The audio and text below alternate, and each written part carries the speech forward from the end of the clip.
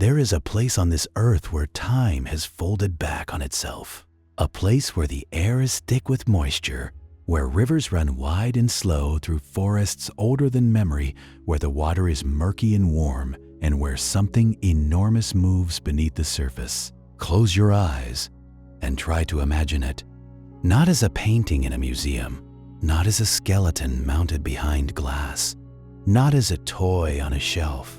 Imagine it as it truly was, 100 million years ago, in a world that no longer exists, on a continent that no longer has the same shape, under a sky that looked almost like our own, but was filled with creatures we have no living name for. This is not a story about extinction. This is a story about dominance, about the strange and terrifying perfection of a creature so well suited to its environment that it became, without question, the largest land predator that has ever existed on this planet. Larger than Tyrannosaurus rex, larger than Giganotosaurus, larger than any meat-eating animal that has walked, swum, or crawled across the surface of the earth since life first pulled itself out of the ancient seas. Its name is Spinosaurus aegyptiacus. And if you have never truly thought about what that means, then what follows is for you.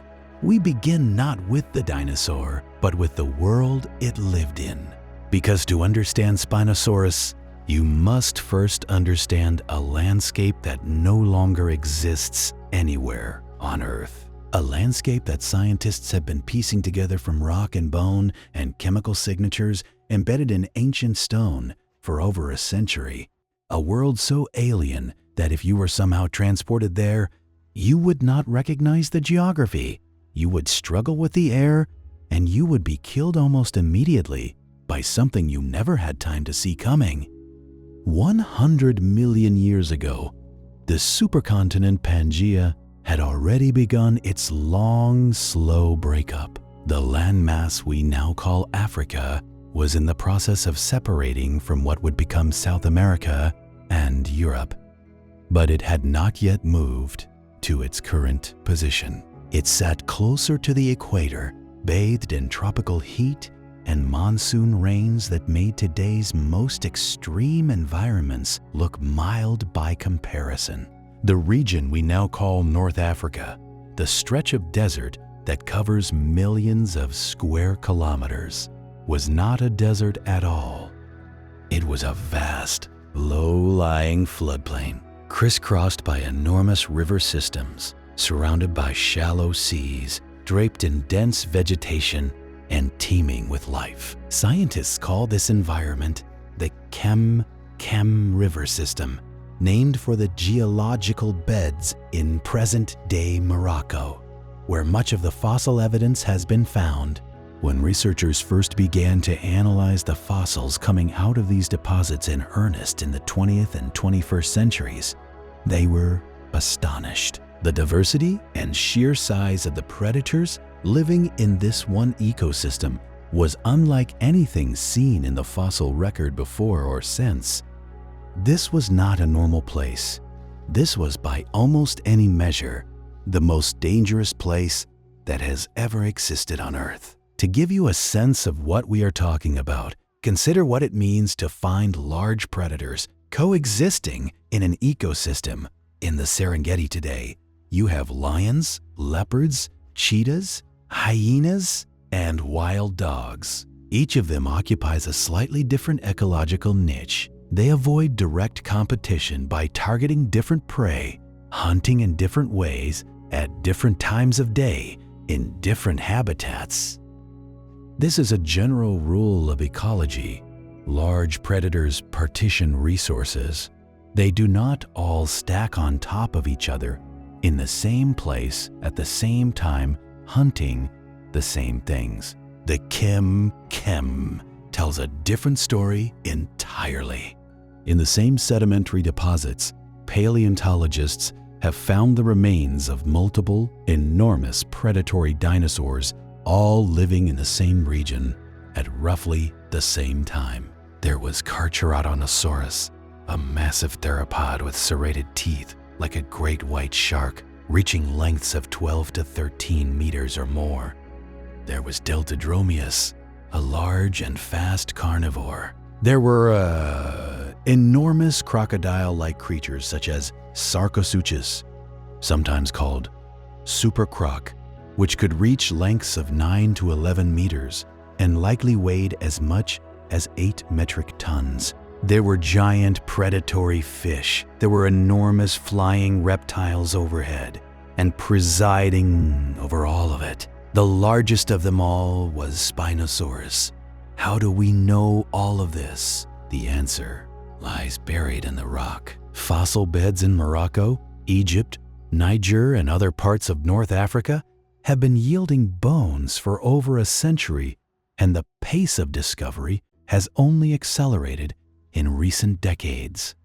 But the story of how we came to understand Spinosaurus is also a story of loss, patience, persistence, and scientific detective work that spans 3 continents and more than 100 years. The first fragments of Spinosaurus were discovered not by a Moroccan or Egyptian scientist, but by a German paleontologist named Ernst Stromer von Reichenbach. In 1912, Stromer led an expedition to the Bahariya Formation in Egypt, a stretch of the Sahara Desert that was once part of the ancient river system we have been describing. His team uncovered a remarkable collection of bones, including partial remains of what was clearly an enormous theropod dinosaur, unlike anything described before. The neural spines, the tall projections rising from the vertebrae of its back, were extraordinary. Some of them were nearly 2 meters in height. Nothing like this had been seen before. Stromer named the creature Spinosaurus aegyptiacus, meaning Egyptian spine lizard, and published his findings in 1915. But the story of those original fossils is one of the great tragedies in the history of paleontology.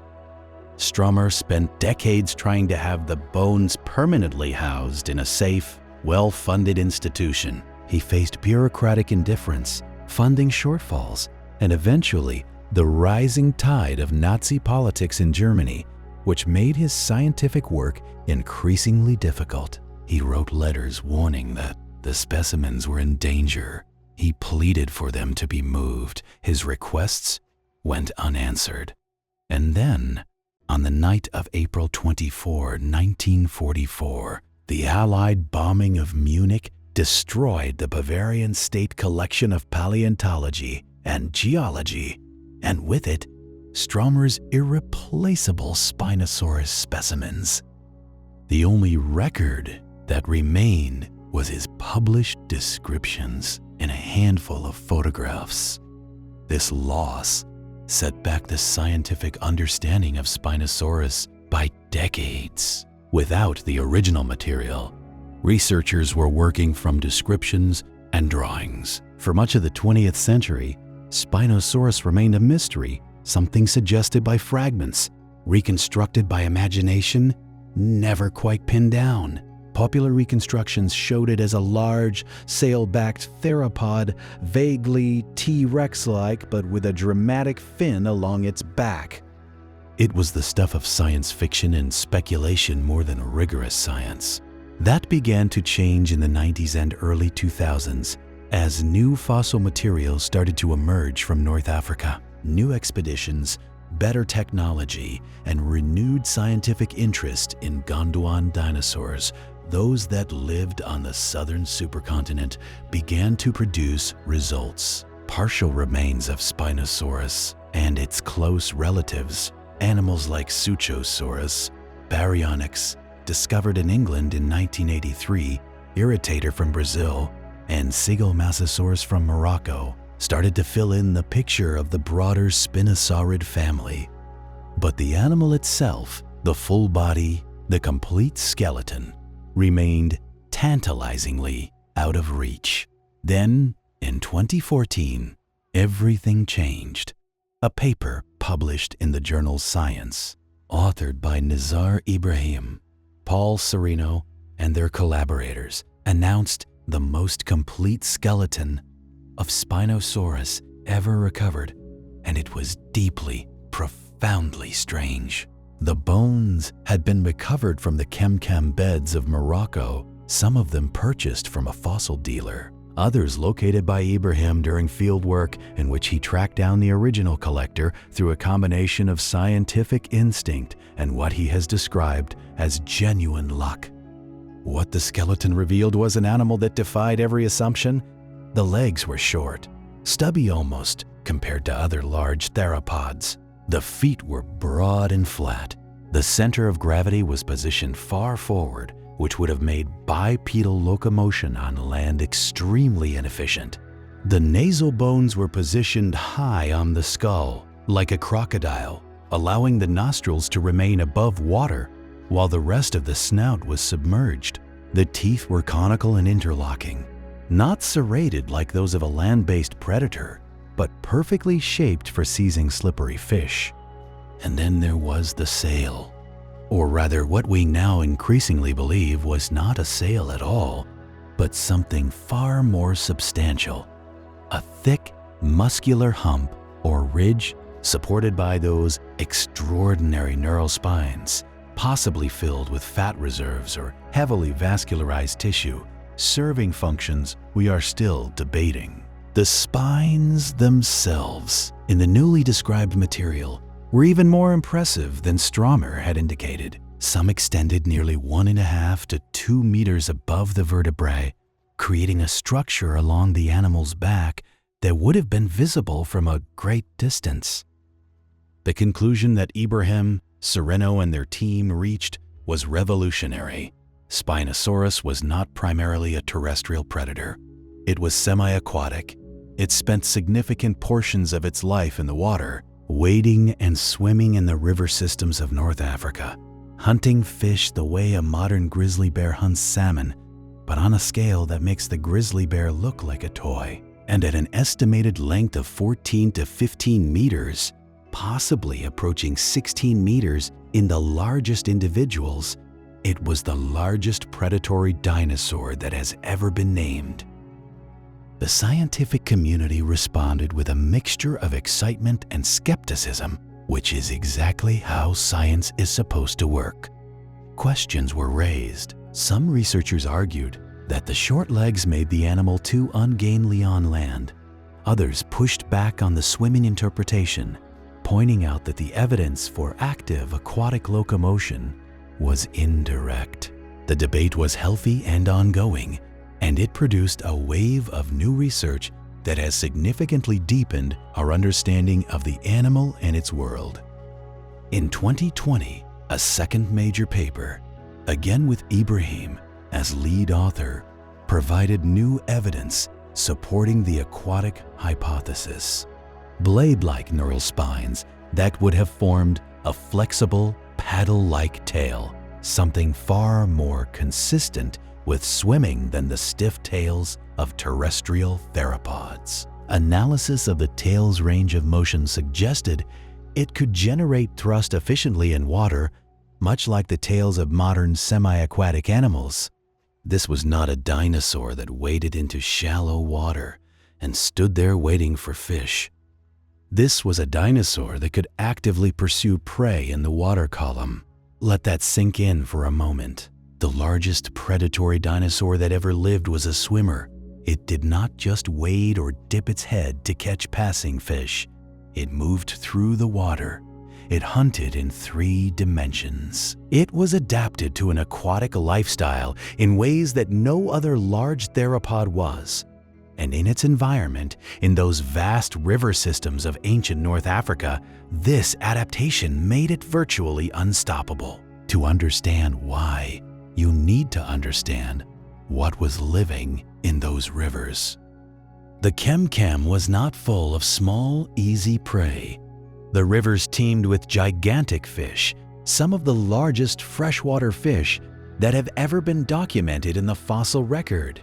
Angioprystis was a sawfish whose rostrum, the elongated, tooth-studded beak that projected from its snout, could reach lengths of 2 meters or more.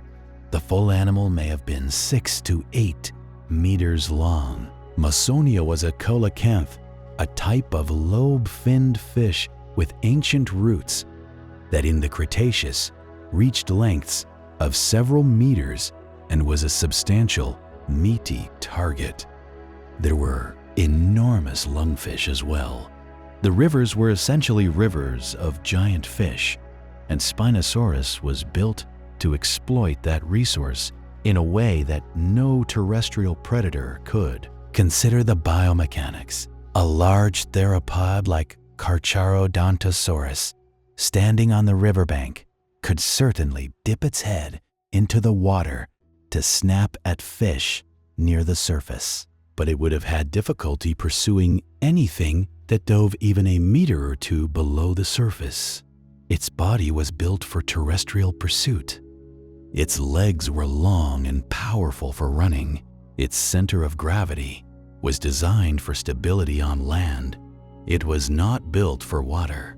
Spinosaurus, by contrast, could enter the water, move through it with its paddle tail, submerge its entire head and upper body, and pursue prey at depths that were inaccessible to any other predator in the ecosystem. This ecological specialization is one of the most striking things about Spinosaurus when you really think about it. Here is an animal that, by virtue of its adaptation to the aquatic environment, essentially occupied a niche that no other large predator could fill.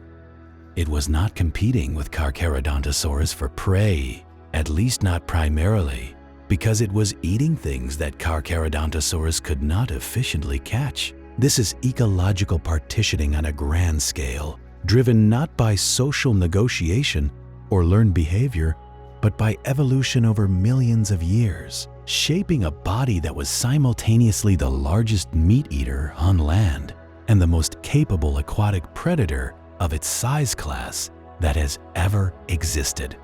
But let us not romanticize the animal into something more elegant than it was.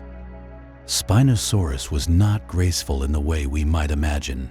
Reconstructions based on the skeletal evidence suggest a creature that was somewhat hunched on land, with its weight shifted forward, its short back legs pushing behind, while the longer forelimbs may have provided additional support in shallow water or when resting on riverbanks. It was not a fast runner.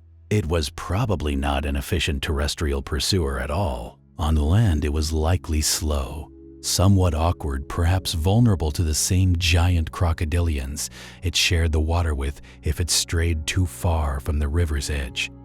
But in the water, or standing in the shallows with its long snout submerged, it was something else entirely.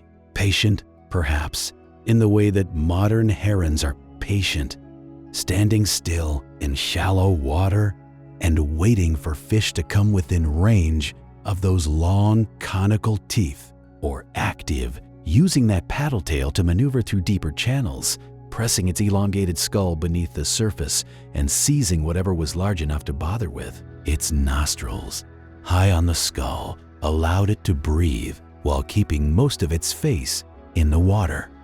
Pressure-sensitive receptors, similar to those found in modern crocodilians and evidenced by pits in the snout bones of Spinosaurus, may have allowed it to detect the pressure waves created by fish moving in the water around it, giving it something close to an additional sense that we do not possess. 100 million years ago, standing on the bank of one of those ancient rivers in what is now Morocco, watching a Spinosaurus fish would have been an experience beyond anything in our current natural world. The sheer scale of it, 15 meters of animal, the length of a city bus and a half, moving through water that came up to its belly, its sail, or hump, rising above the surface like a strange island, its head disappearing beneath the murky water and then emerging again with something enormous and thrashing in its jaws. A Mausonia, perhaps 2 meters of ancient fish, held sideways and shaken, the way a dog shakes a toy until it stopped moving, then swallowed. And then the head goes back under and the waiting begins again. This is the world we are going to explore together, not just the biology of Spinosaurus, though we will go deep into that. Not just the geology and paleoclimatology of the Chem, though we will walk through that landscape in as much detail as the science allows. We will also explore the science itself, the process by which human beings in the 21st century are reconstructing a world that disappeared 100 million years ago. We will look at the tools they use, the debates they have, the mistakes they make and correct, and the extraordinary moments of discovery that drive this work forward. Because the story of Spinosaurus is not just a story about a dinosaur.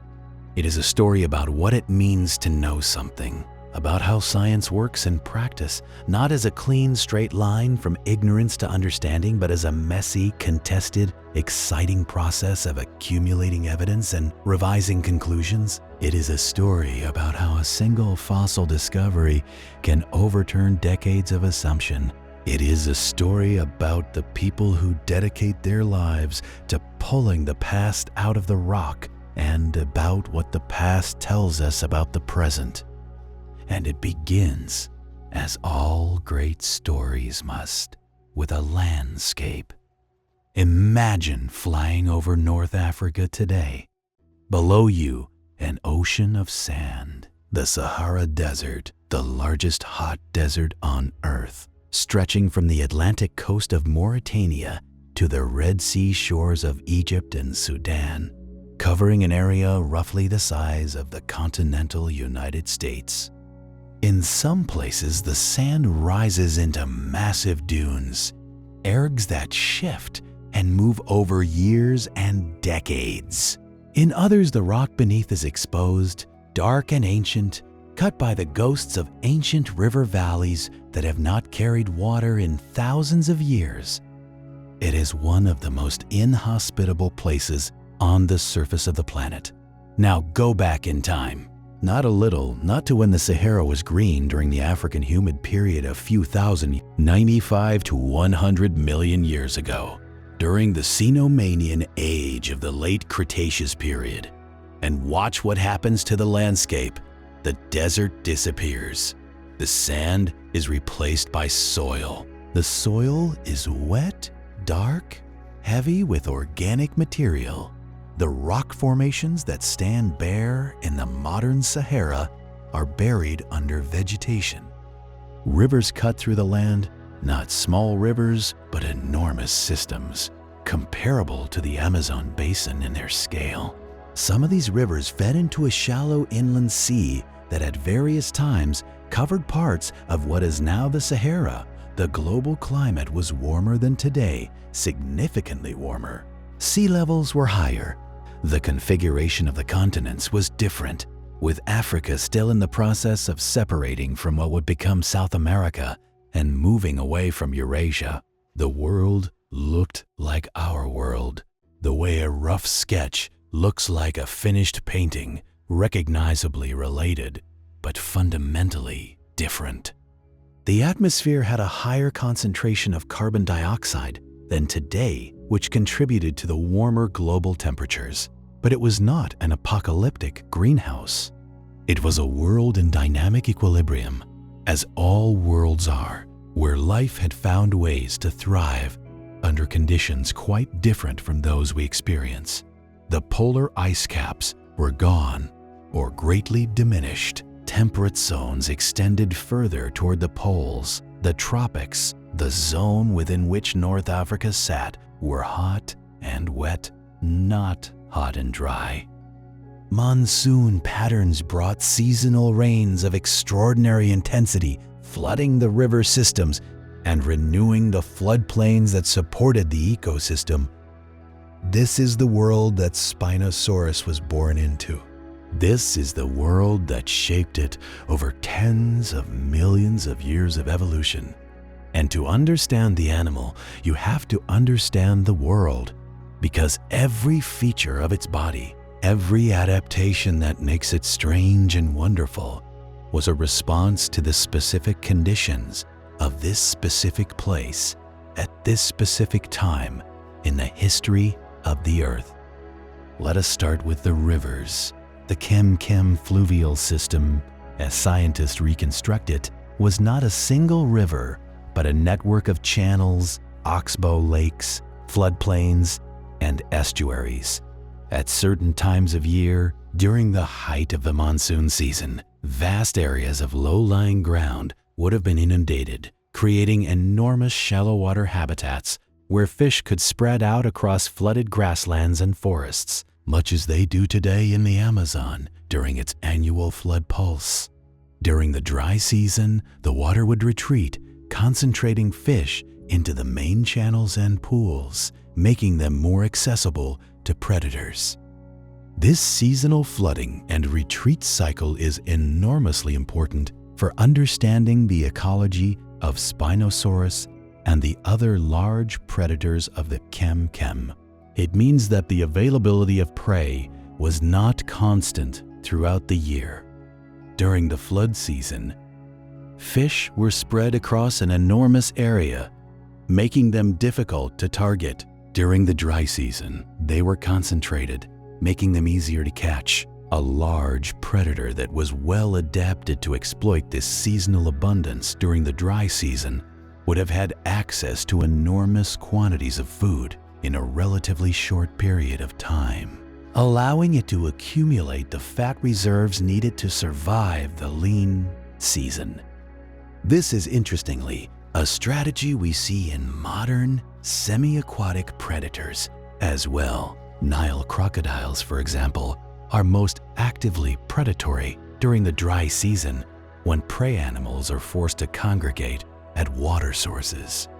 They can go for extended periods without food when prey is scarce, surviving on fat reserves accumulated during periods of abundance. It is reasonable, though not certain, to hypothesize that Spinosaurus followed a similar pattern, feasting during the dry season when fish were concentrated and surviving on fat reserves, possibly stored in that distinctive dorsal structure during times of scarcity.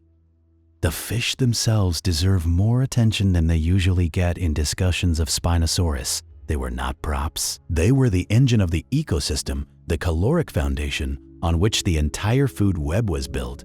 The rivers of the Kem-Kem supported fish communities of extraordinary diversity and extraordinary size. We have already mentioned Onchopristis and Mosonia, but there were others. Calamopleurus was a large, aggressive, predatory fish, a member of the teleost family that could reach lengths of over 2 meters.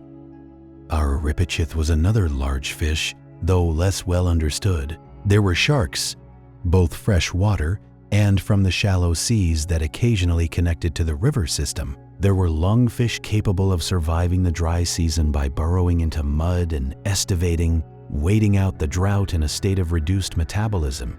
In this environment, Spinosaurus was not just a predator, it was, in the language of ecology, a keystone species. Its feeding behavior would have shaped the fish populations of the river system, affecting which species thrived and which were kept in check. Its waste, deposited in and near the water, would have contributed nutrients to the aquatic ecosystem.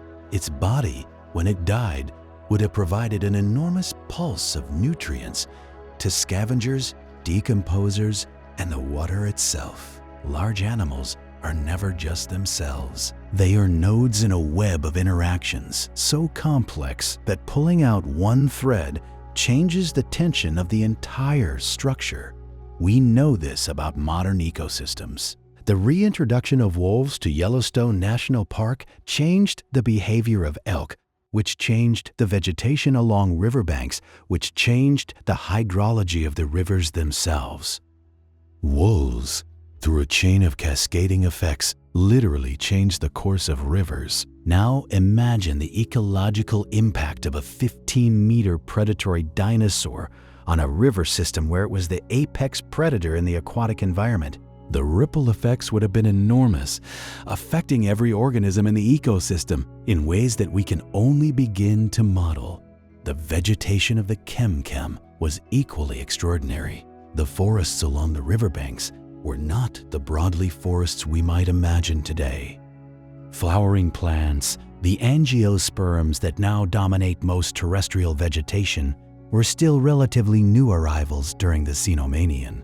The forests of the Chem-Chem were dominated by ferns, cycads, conifers, and early flowering plants, a transitional flora that would have given the landscape a look quite unlike any modern forest. The ferns in particular could grow to enormous sizes in the warm, wet environment, creating a lush ground cover beneath towering conifers that may have reached 30 or 40 meters in height. Above the trees, the sky was populated by pterosaurs, the flying reptiles that were the ecological equivalent of modern birds in many ways, though not their ancestors. Some of the pterosaurs of the Chem-Chem were enormous, with wingspans exceeding 6 meters. Anhanguera and related forms were large, fish-catching pterosaurs that would have competed with Spinosaurus for some of the same prey, though operating from the air rather than from the water. The sight of a large pterosaur plunging into the river beside a feeding Spinosaurus must have been one of the great spectacles of the Mesozoic world. The land around the rivers was not empty either. Sauropod dinosaurs, the long-necked, long-tailed giants, were present in the Chem-Chem ecosystem. Rabachosaurus and possibly other forms have been identified in the deposits. These were enormous herbivores, some of them reaching lengths of 20 meters or more, that fed on the vegetation of the floodplains and forest margins. They were potential prey for the large theropods, though taking down an adult sauropod would have required either cooperation or targeting young or sick individuals. There were also smaller dinosaurs, ornithopods, and others that filled the herbivore niches at smaller scales. It was an ecosystem of giants, a world where the scale of life was simply larger than anything we are accustomed to today, partly because of the warmer climate and higher oxygen levels that allowed organisms to grow larger, and partly because there were no mammals yet filling the large-bodied ecological roles that they occupy today. The age of mammals was still 30 million years in the future. The world belonged to the reptiles, and among the reptiles to the dinosaurs, and among the dinosaurs in this particular corner of the world to Spinosaurus. Now let us return to the animal itself and examine its biology in more detail, because every time we look closely at the evidence, we find new things that surprise us. The skull of Spinosaurus is perhaps the most discussed and debated part of its anatomy, and for good reason. It is unlike the skull of any other large theropod. Dinosaurus had a massive, deep skull built for crushing bone with tremendous bite force, and where Carcharodontosaurus had a long skull with laterally compressed, serrated teeth for slicing through flesh, Spinosaurus had a long, low, narrow skull that looks, at first glance, like a crocodile skull that someone has stretched and reshaped. The resemblance to a crocodile is not coincidental.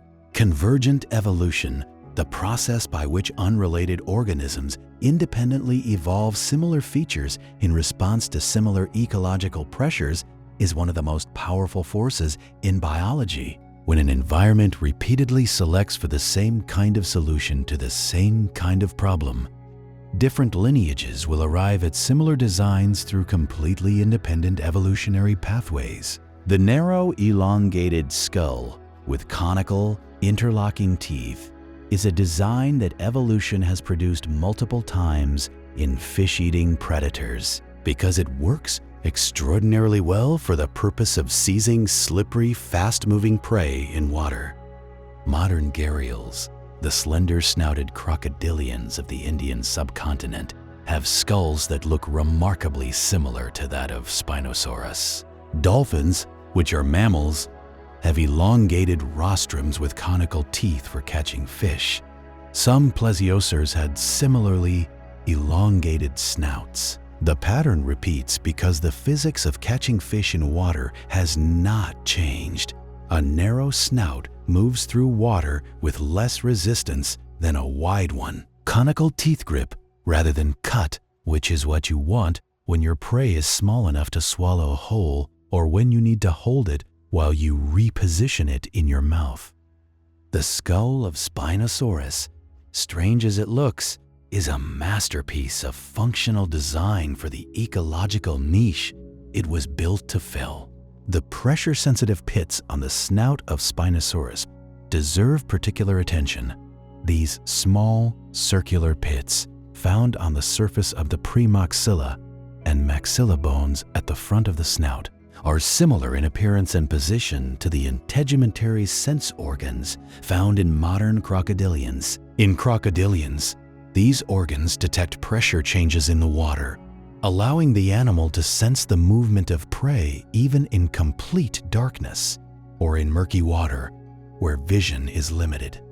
If Spinosaurus possessed similar organs, which the surface texture of its snout bones strongly suggests, then it had a sensory capability that gave it a significant hunting advantage in the turbid, low visibility waters of the Cam rivers.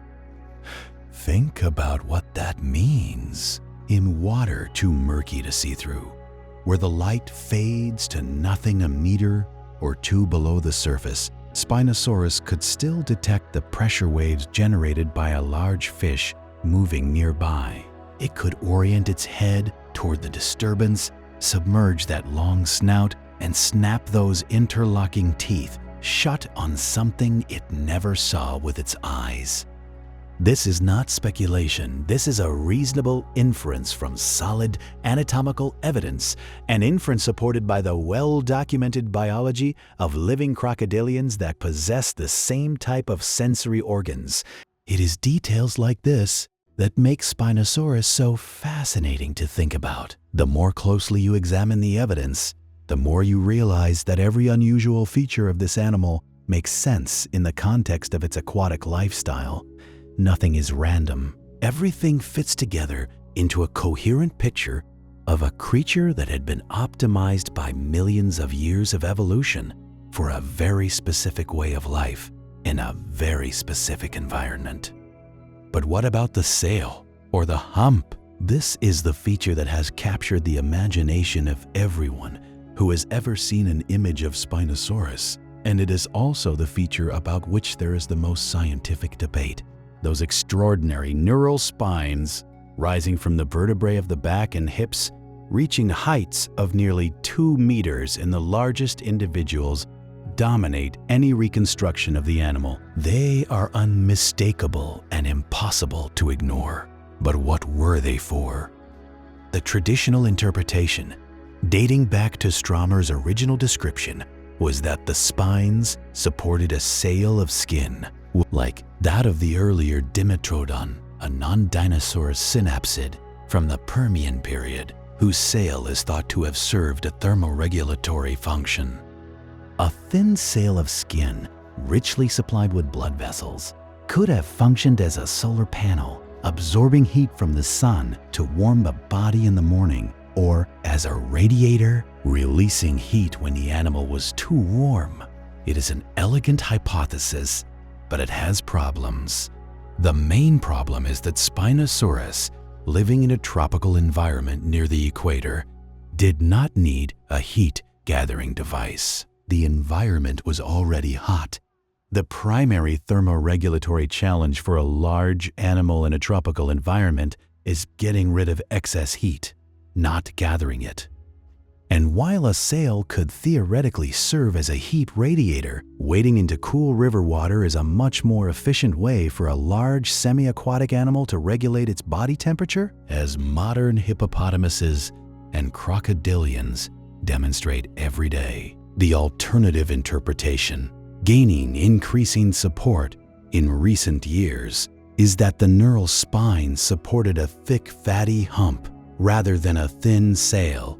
This interpretation was formalized and argued in detail by researchers including Sereno and colleagues. and it has significant implications for how we visualize the animal. A fatty hump, like that of a bison or a Bactrian camel, would have served as an energy reserve, a store of fat that the animal could draw on during periods of food scarcity. Given the seasonal nature of fish availability in the Kem-Kem ecosystem, this makes considerable ecological sense. The hump interpretation also has some support from the cross-sectional shape of the neural spines themselves. In animals with skin sails, like Dimetrodon, the spines tend to be thin and blade-like in cross-section, maximizing surface area for heat exchange.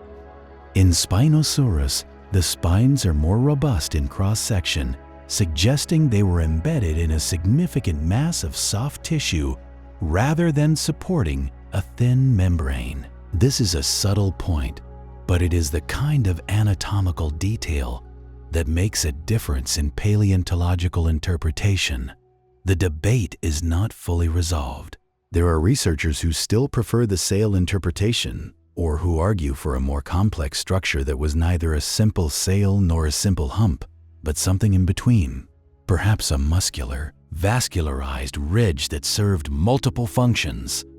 This is a legitimate scientific debate, and the honest answer is that without preserved soft tissue, which we almost never have for dinosaurs, we cannot be certain. What we can say is that the structure was there, it was large, and it must have been conspicuous. Whether it was a sail, or a hump, or something else, it would have made Spinosaurus immediately identifiable at a distance, which raises interesting questions about its role in visual communication and species recognition. Large, conspicuous structures in animals often serve social functions. The manes of lions, the antlers of deer, the elaborate plumage of peacocks. These are all structures that are costly to grow and maintain, which makes them honest signals of the bearer's quality. An animal that can afford to grow an enormous, metabolically expensive structure and still survive must be a healthy, well-fed, genetically superior individual. Potential mates take notice. Rivals are warned off. The structure serves as advertisement. Could the sail or hump of Spinosaurus have served a similar function, making the largest individuals with the tallest spines the most attractive mates and the most intimidating rivals? It is plausible, and it adds another layer of behavioral complexity to an animal that we tend to think of purely in terms of predation and feeding. The question of how Spinosaurus reproduced is one that the fossil record has not yet answered with any specificity. We know that dinosaurs in general laid eggs because we have found eggs associated with many different species across the dinosaur family tree. We know that some dinosaurs showed evidence of parental care, guarding nests and possibly caring for hatchlings. Whether Spinosaurus did either of these things is unknown. We can make educated guesses based on what we know about its closest relatives and about large reptiles in general, but guesses are not evidence. What we can say is that even the hatchlings of Spinosaurus, if they inherited even a fraction of their parents' adaptations, were probably born into the water or at least oriented toward it from the earliest days of their lives. Young crocodilians are instinctively drawn to water. Young sea turtles head for the ocean immediately after hatching. There is good reason to think that young Spinosaurus, even at sizes too small to be visible in the fossil record, would have been at home in shallow water, feeding on small fish and other aquatic prey while they grew toward the enormous sizes we see in the adult material. Growing to 15 meters takes time, even for a dinosaur. The growth rates of large theropods have been studied using a technique called bone section analysis. Essentially, cutting a bone cross-section and examining the growth rings left by annual fluctuations in growth rate. Similar to the rings of a tree, studies of closely related spinosaurids suggest that these animals grew rapidly in early life and then slowed as they approached maximum size, reaching sexual maturity before attaining maximum body size.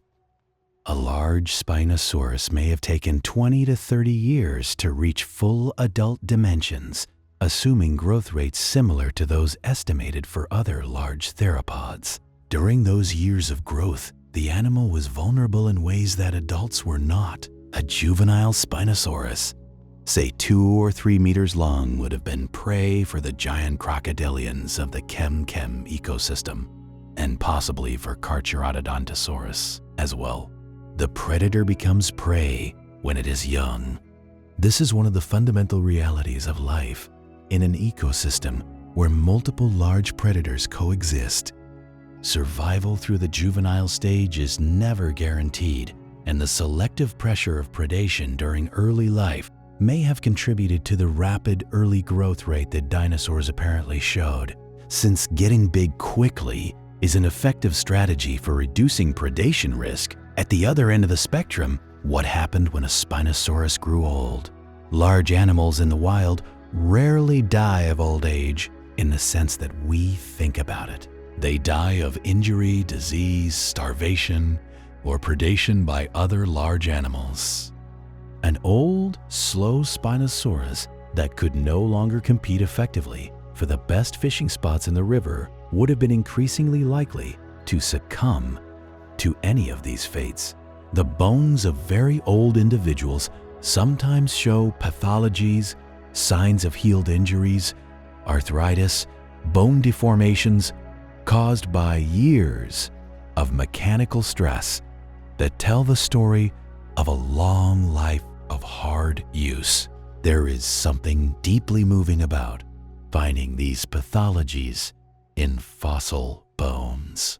A bone that shows evidence of a healed fracture tells us that this animal was injured seriously enough that the bone broke and then survived long enough for the bone to heal. That is months of recovery, months of reduced mobility, and perhaps reduced ability to hunt effectively, months of vulnerability. That the animal made it through all of that the bone healed and the animal kept living, is a testament to the resilience and adaptability of these creatures. They were not fragile. They were tough in ways that we can barely imagine. Now let us turn to one of the most philosophically interesting aspects of Spinosaurus and of paleontology in general. The question of what we know and how we know it, and what honest acknowledgement of our uncertainty tells us about the limits and the power of science.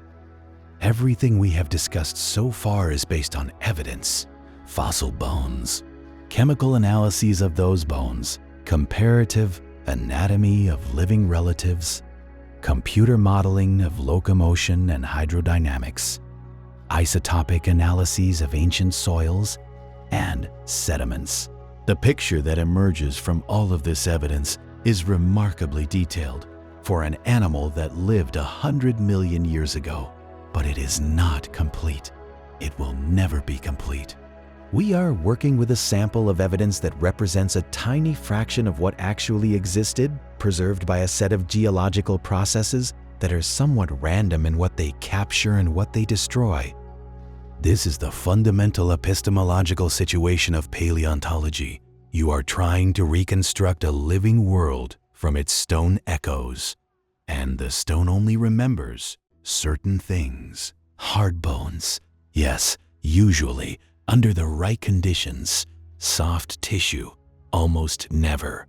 Behavior, never directly, only through inference from traces and structures.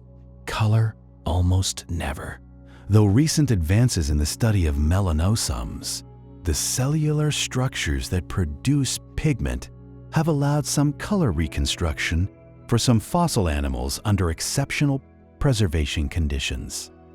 Spinosaurus has not yet been the subject of such analysis in any meaningful way because the preservation of its remains does not usually extend to that level of detail. So when you see an illustration of Spinosaurus with a particular color scheme, whether it is grayish-green like a crocodile, or brownish like a wading bird, or striped or spotted, or any other pattern.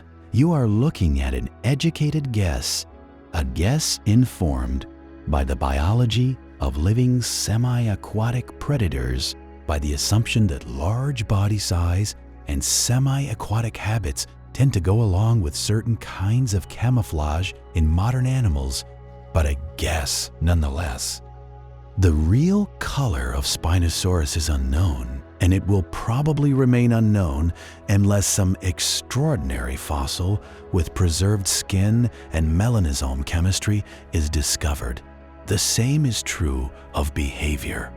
We infer that Spinosaurus was semi-aquatic because of its skeletal anatomy and because of isotopic analysis of its teeth, which shows oxygen isotope ratios consistent with a semi-aquatic lifestyle, similar to modern crocodilians, and quite different from the ratios found in purely terrestrial dinosaurs. We infer that it was a fish-eater, primarily because of its skull morphology and tooth shape. We infer that it had pressure-sensitive pits on its snout because the bone surface shows the same kind of texture seen in crocodilians with such pits. These are strong inferences supported by converging lines of evidence, but they are still inferences, not direct observations. What we cannot infer from the fossil record, at least not with any confidence, is the moment-to-moment behavior of the animal. Did it hunt alone or in loose aggregations around productive fishing spots, the way modern crocodilians sometimes congregate? Did it make sounds? And if so, what did they sound like?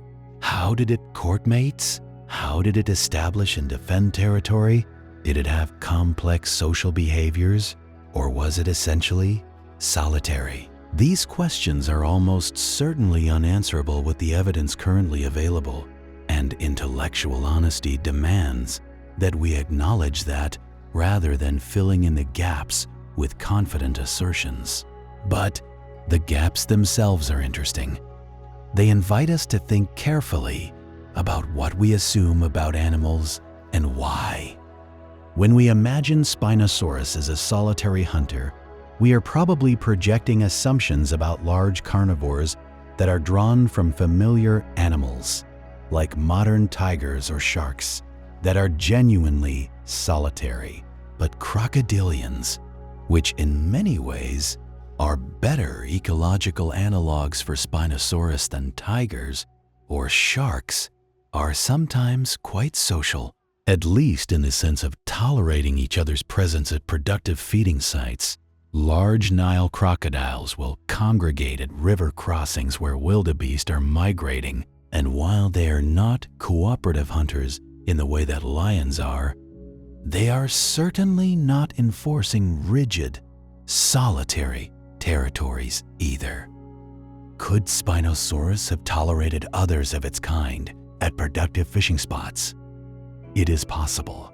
There would have been strong incentive to do so during the dry season, when fish were concentrated in the main river channels and multiple Spinosaurus individuals might have converged on the same stretch of water. Whether they interacted with aggression, with indifference, or with something more complex is a question that the fossil record cannot currently answer. But it is a question worth asking, because it reminds us that large predators are not always the solitary, territorial creatures that popular imagination tends to portray them as. The question of intelligence is another area where we must be careful. Spinosaurus had a brain that was, by mammalian standards, quite small relative to its body size. Theropod dinosaurs in general had brain-to-body ratios that were not particularly impressive by modern standards, though they were generally larger than those of other large reptiles. What this tells us about cognitive complexity is debated. Modern birds, which are the living descendants of theropod dinosaurs, range from the neurologically simple to the remarkably sophisticated. Crows and parrots, which have relatively small brains by mammalian standards, show cognitive abilities that rival those of great apes. Brain size alone is a poor predictor of behavioral sophistication. What we can say is that Spinosaurus, as a large predator, almost certainly had the sensory capabilities and motor control required for complex predatory behavior. The ability to track moving prey, to coordinate the body's movements with the sensory information coming in, to learn from experience which fishing spots were productive and which were not. Whether it possessed anything we might call planning or self-awareness or social cognition is genuinely unknown.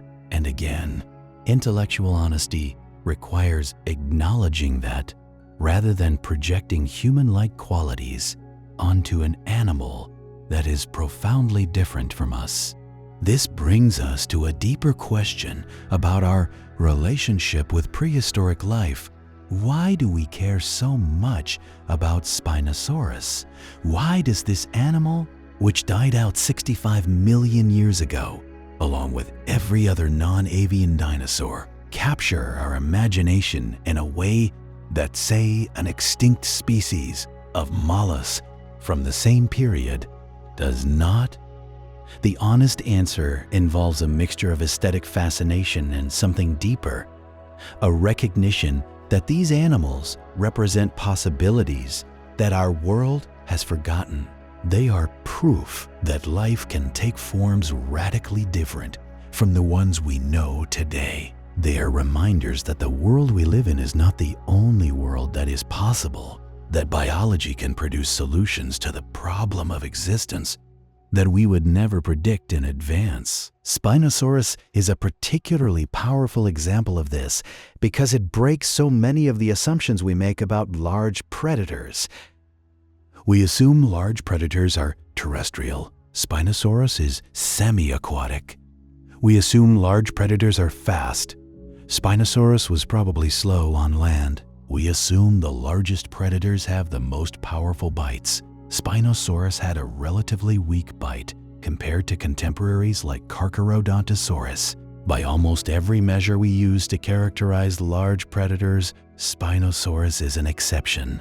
And being an exception is what makes it extraordinary. Let us now look more closely at the fossil evidence itself, because the story of how Spinosaurus has been reconstructed over the past 30 years is one of the most dramatic in the history of paleontology. We have already touched on Stromer's discovery and the loss of the original material in World War II, but the story of how the scientific understanding was rebuilt is worth examining in detail because it illuminates how science actually works. After the loss of Stromer's material, paleontologists studying spinosaurids were forced to rely on new discoveries from other parts of the world. The discovery of Baryonyx walkeri in a clay pit in Surrey, England in 1983 was a watershed moment. Baryonyx was clearly a spinosaurid, recognizable by the elongated skull, the conical teeth, and the large thumb claw that gave the animal its name, meaning heavy claw.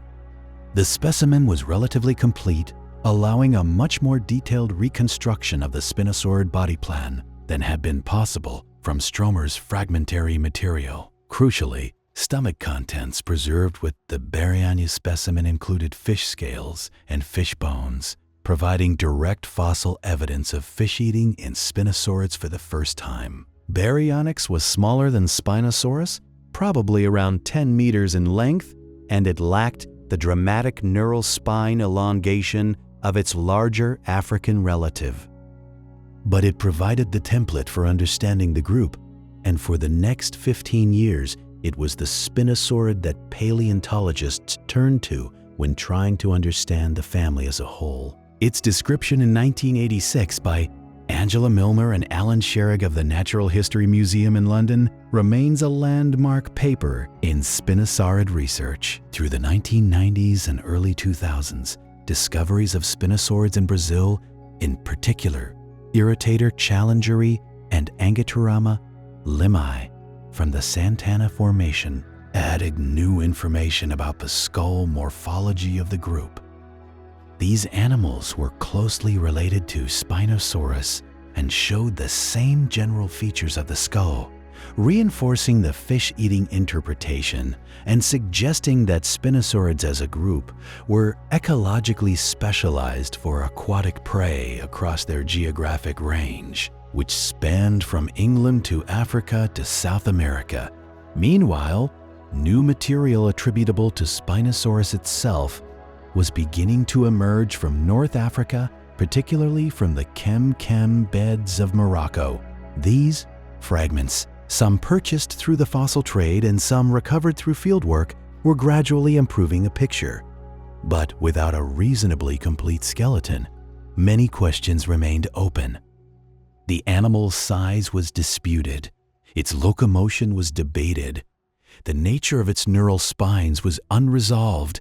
Spinosaurus remained the largest mystery in theropod paleontology. The breakthrough came through Nizar Ibrahim, a German-Moroccan paleontologist whose career has been defined by the pursuit of this animal. In the early 2010s, Ibrahim was working in Morocco when he encountered fossils in the collection of a local fossil dealer, fossils that he recognized as potentially belonging to a large spinosaurid.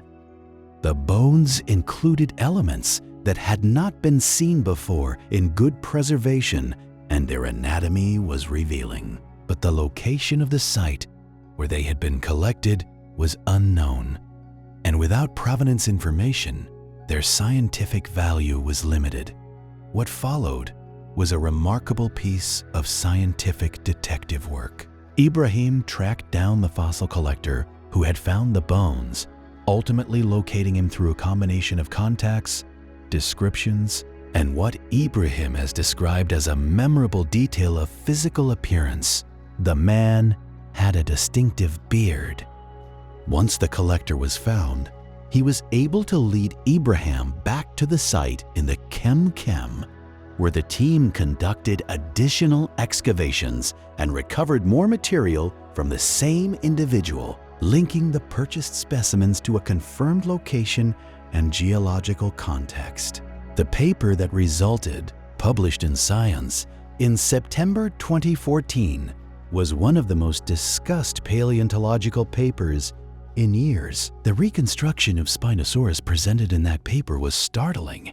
Here was an animal with a sail of extraordinary proportions, with arms that were long and powerful relative to its legs, with short legs that made it look nothing like the bipedal theropods of popular imagination, with broad, flat feet that looked more suited to paddling than to running.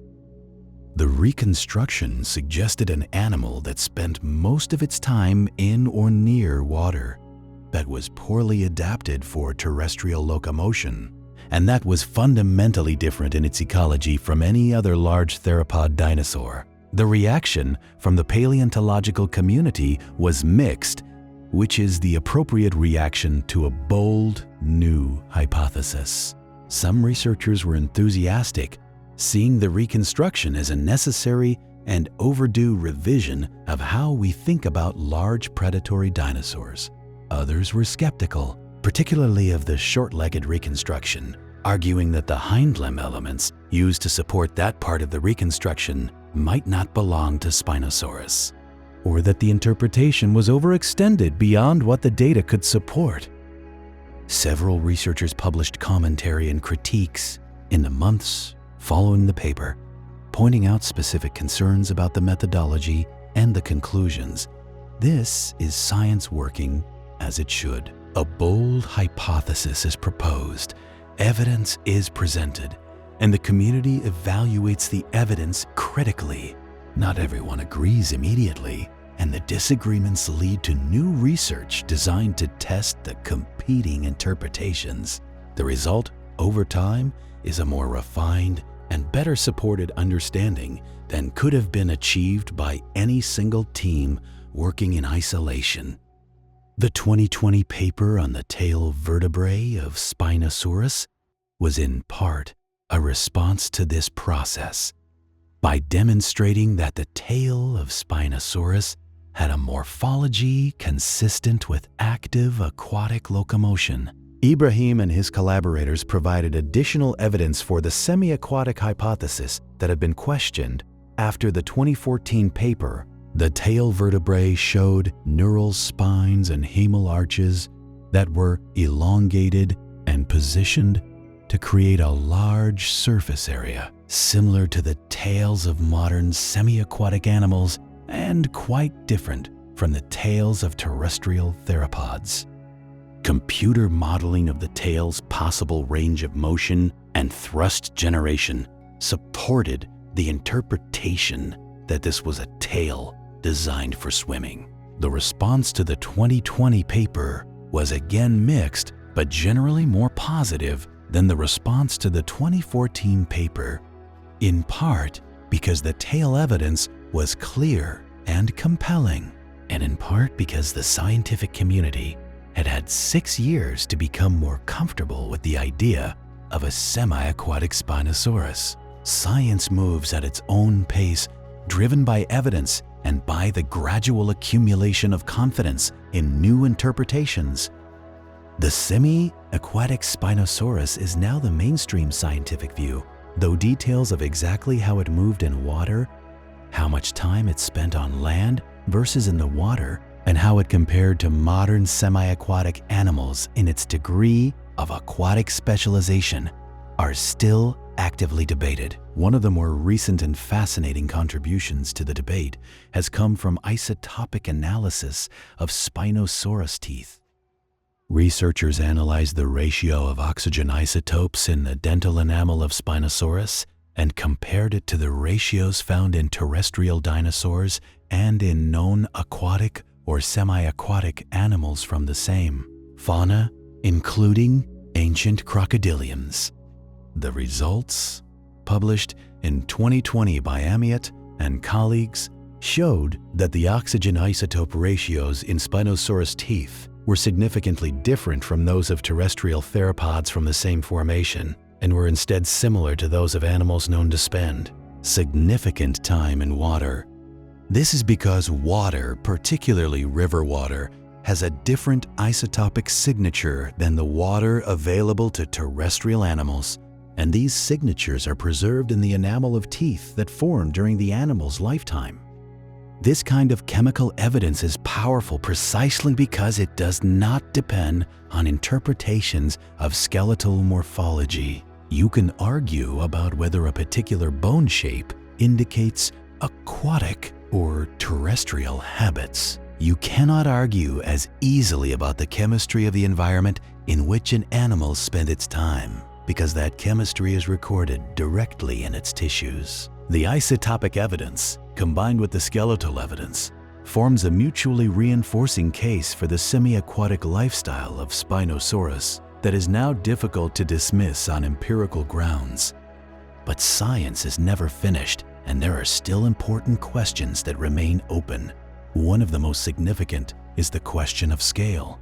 Just how big was Spinosaurus? The estimates of 14 to 15 meters in length for the specimen described by Ibrahim and colleagues in 2014 are widely accepted, but the material is not complete, and extrapolating total body length from partial remains always involves some degree of uncertainty.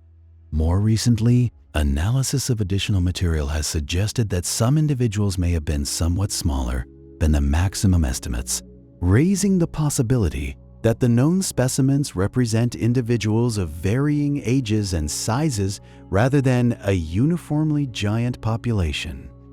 The question of body mass is even more complicated than length. A longer animal is not necessarily a heavier one, and the proportions of Spinosaurus, with its relatively small hind limbs and possibly reduced overall body density due to its semi-aquatic lifestyle, make mass estimates tricky. Current estimates range from roughly 7 to 20 metric tons, an enormous range of uncertainty that reflects both the incompleteness of the fossil material and the genuine difficulty of estimating soft tissue mass from skeletal dimensions. What we can say with confidence is that Spinosaurus was the longest known predatory dinosaur, and probably among the heaviest, though the exact mass remains uncertain. Another open question concerns the paleogeographic distribution of Spinosaurus. The known material comes from North Africa, primarily from the Kem beds of Morocco and the Bahariya Formation of Egypt. But were there Spinosaurids on other parts of Gondwana at the same time?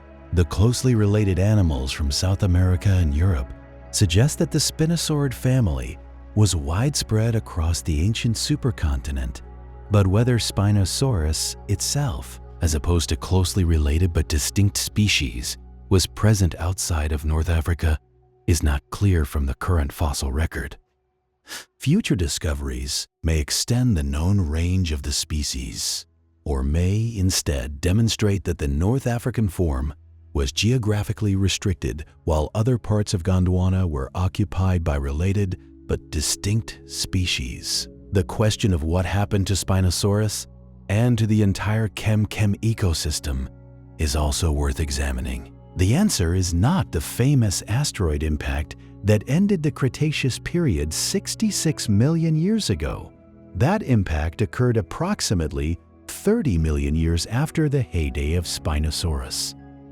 The ecosystem of the Kem did not persist unchanged for those 30 million years. The environment shifted as tectonic movements changed the geography of North Africa, as sea levels fluctuated, and the shallow inland seas retreated as climatic patterns shifted.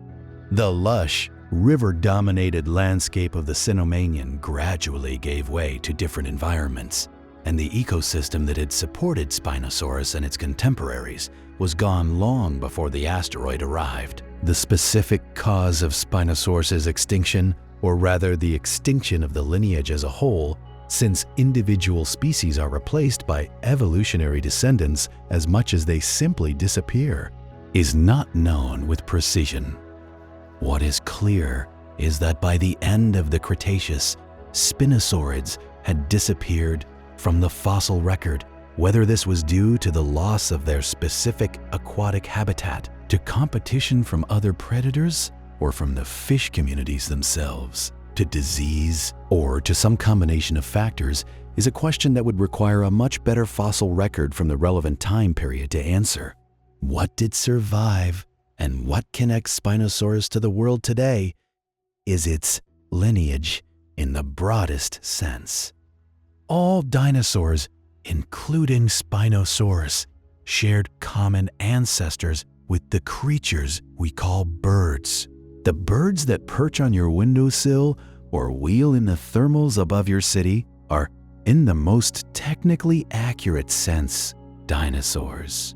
They are the surviving lineage of theropod dinosaurs, the same broad group that included Spinosaurus, Tyrannosaurus, Velociraptor, and thousands of other species. When you watch a heron standing motionless in shallow water, waiting with extraordinary patience for a fish to come within range of its long bill, you are watching an echo of Spinosaurus. Not the same animal, not even a particularly close relative, but a creature following a strategy that Spinosaurus had already mastered 100 million years before herons existed.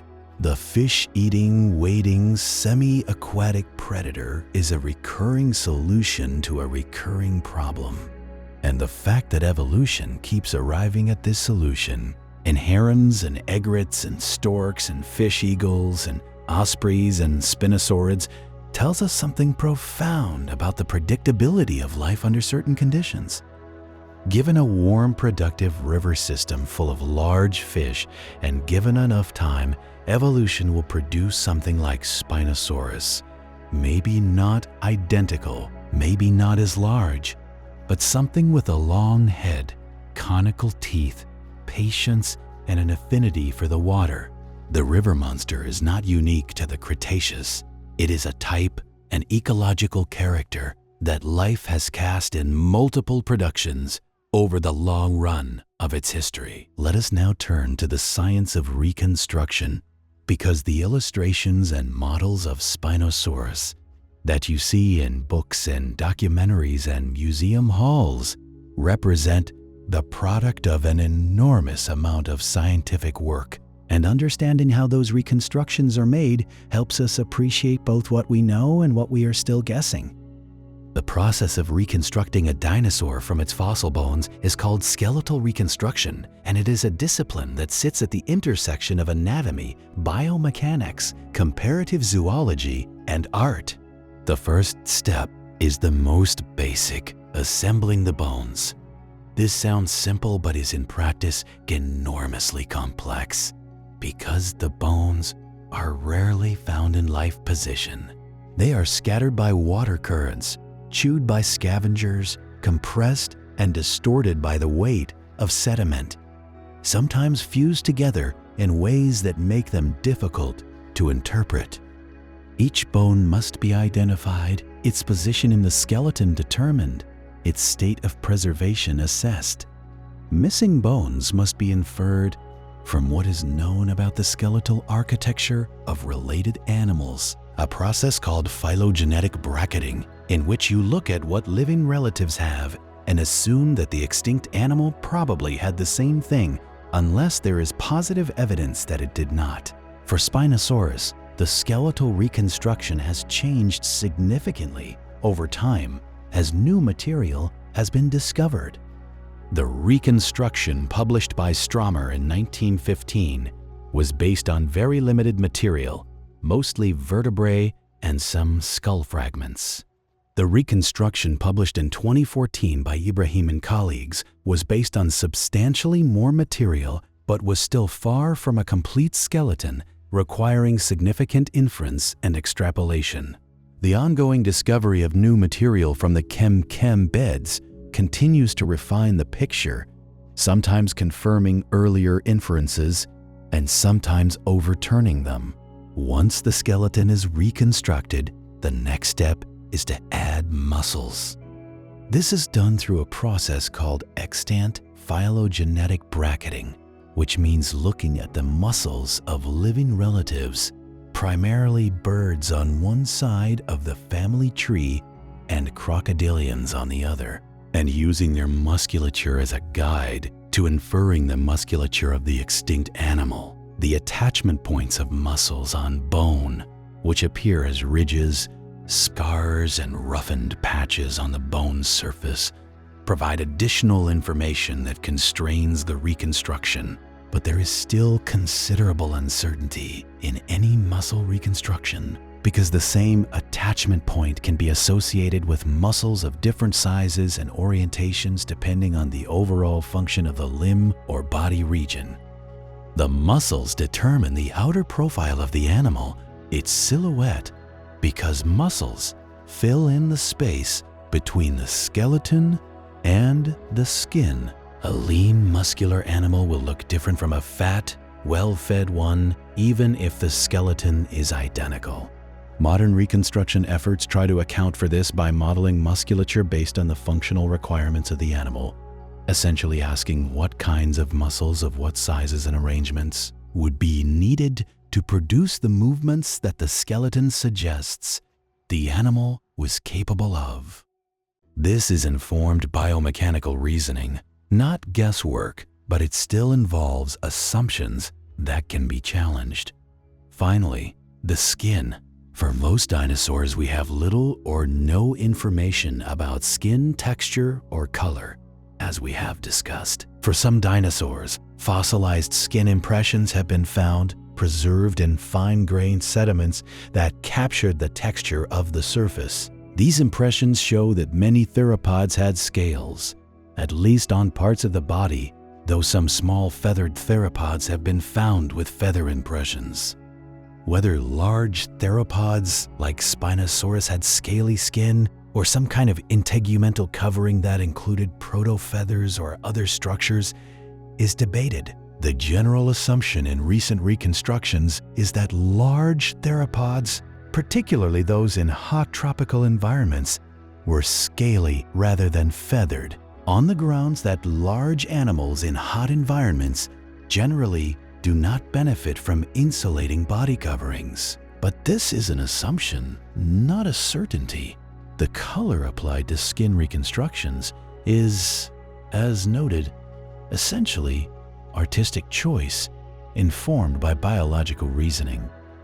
Artists and scientists who collaborate on reconstructions consider the ecology of the animal, its habitat, its likely behavioral needs for camouflage or display, and the color patterns of living analogs to arrive at a color scheme that is plausible and internally consistent.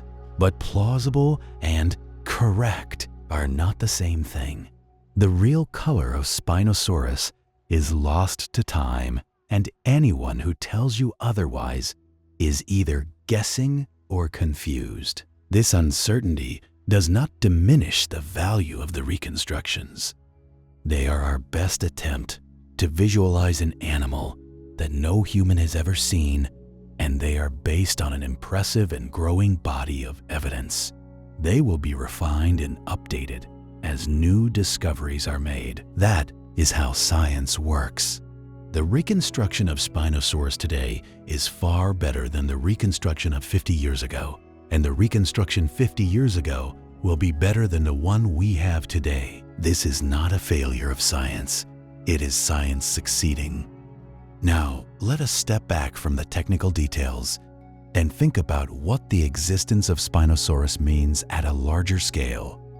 Because there is something about this animal that goes beyond paleontology and touches on questions about the nature of life itself, about what is possible in biology, about how the world we think of as normal is just one of many possible worlds that life can create. The Cretaceous world of Spinosaurus was not a world on the way to becoming our world.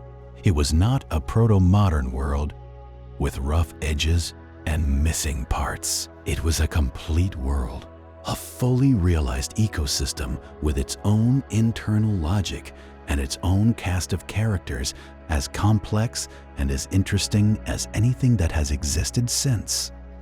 The fact that it is gone does not mean it was less real or less important or less worthy of our attention and respect than the world we inhabit today. Paleontology, at its best, cultivates a kind of temporal humility.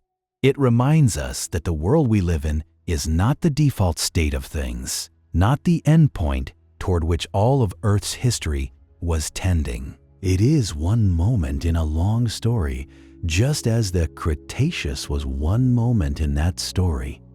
The characters change, the settings change, the rules of ecology and evolution remain constant, but the specific configurations they produce are endlessly varied and endlessly surprising.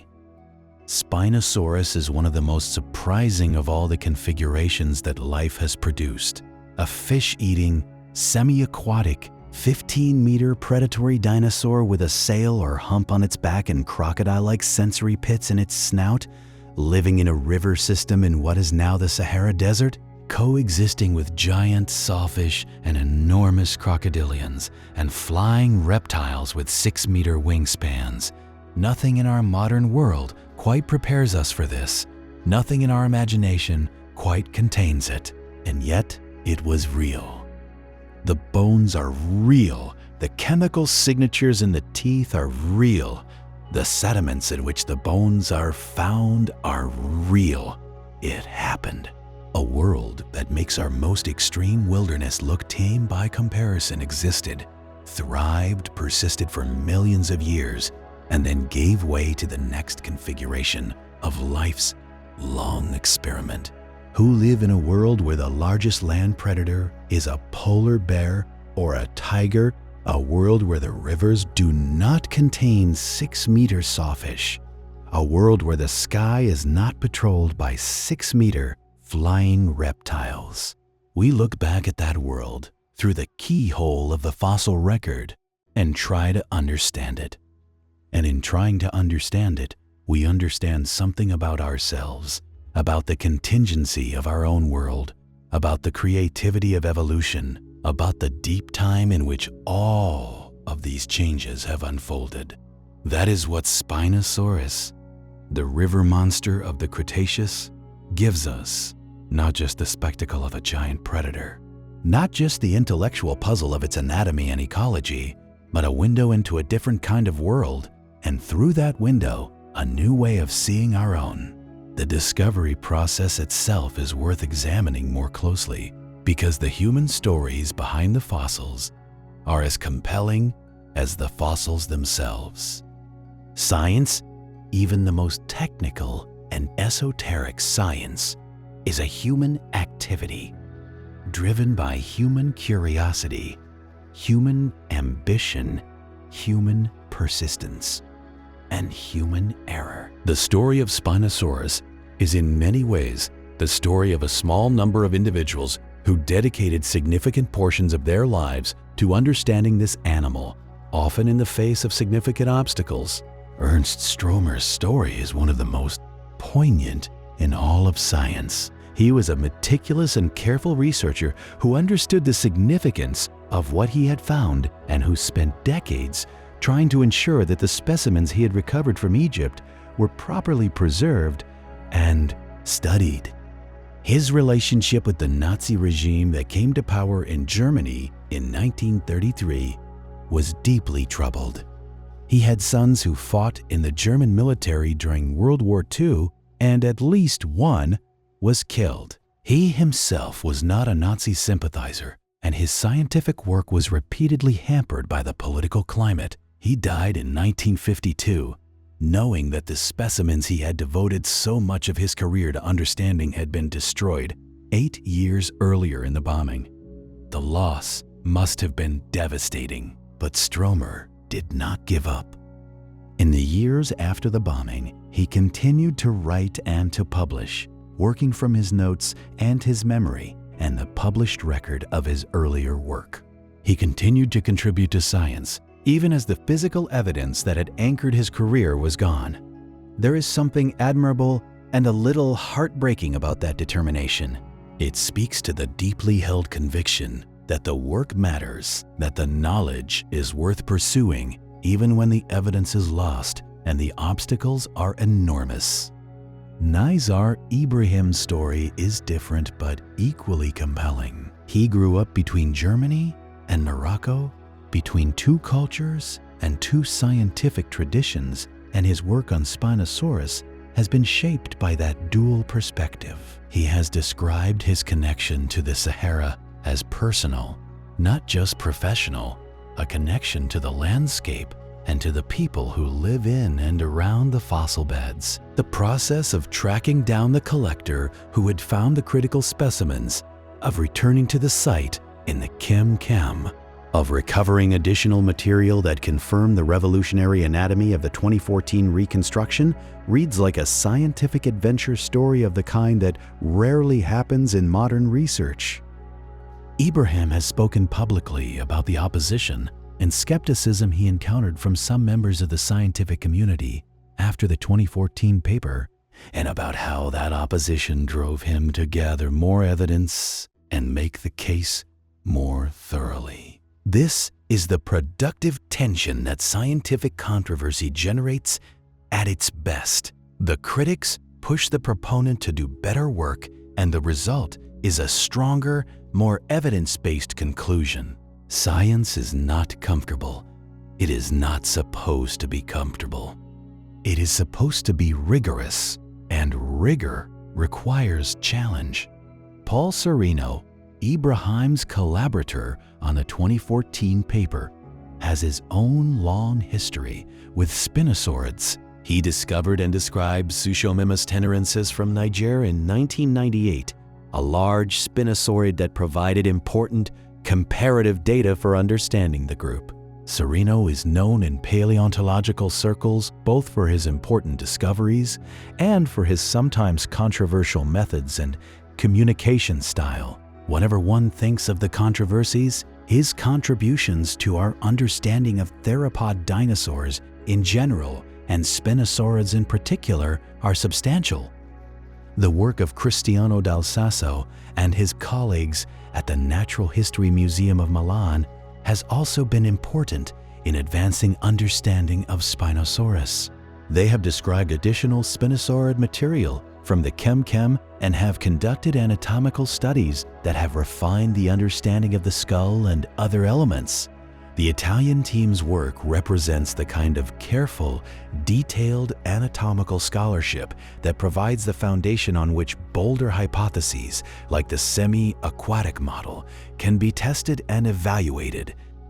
And then there are the people who are less often named in the popular accounts: the field workers who carry equipment across the desert, the laboratory technicians who prepare fossils from the rock, the graduate students who spend years analyzing data for their dissertations, the museum curators who maintain the collections where the fossils are stored, the fossil dealers who in some cases are the first humans to encounter specimens that have been buried for 100 million years. Science is not the work of heroic individuals alone. It is the product of a large, interconnected community of people with different skills and different roles, all contributing to the collective enterprise of understanding the past. The role of the fossil trade in Spinosaurus research deserves some nuanced attention.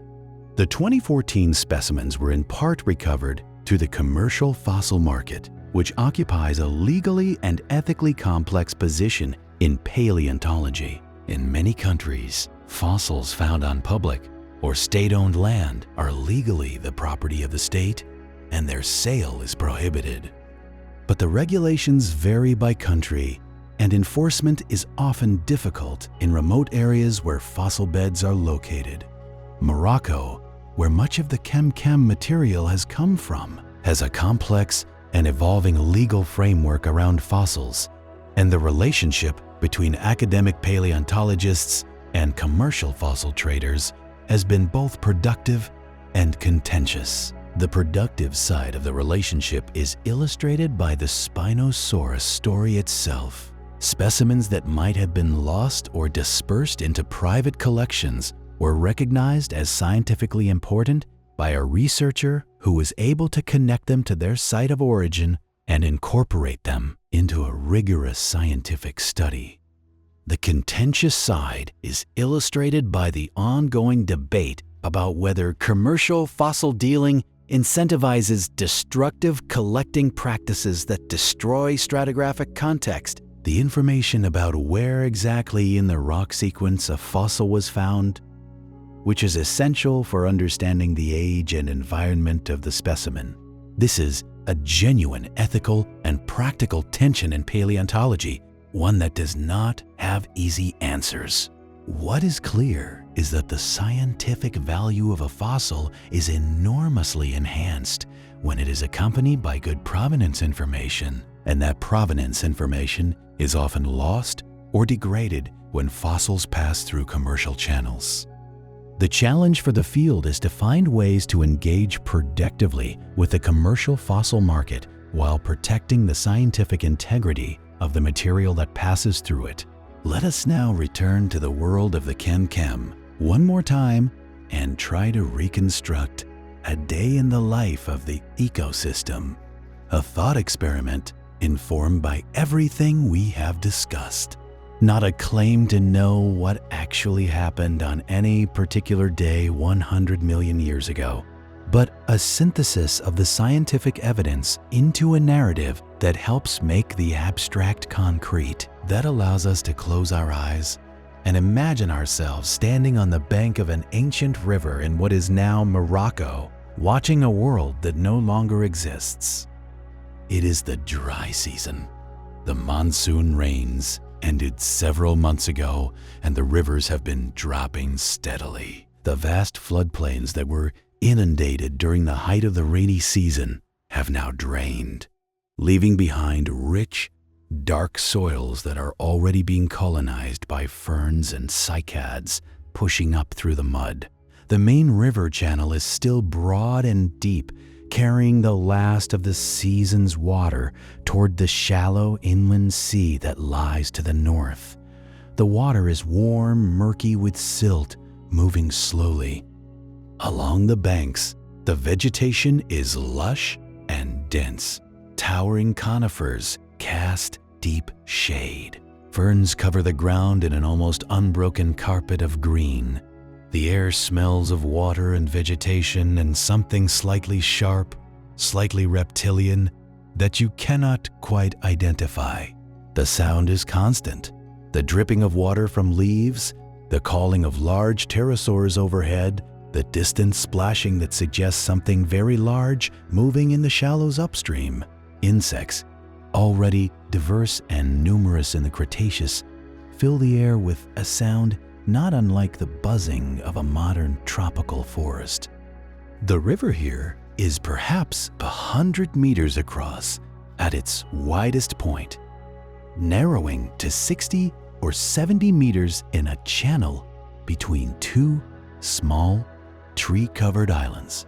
In the deeper water of the main channel, the fish are moving. Schools of smaller fish dart through the murk.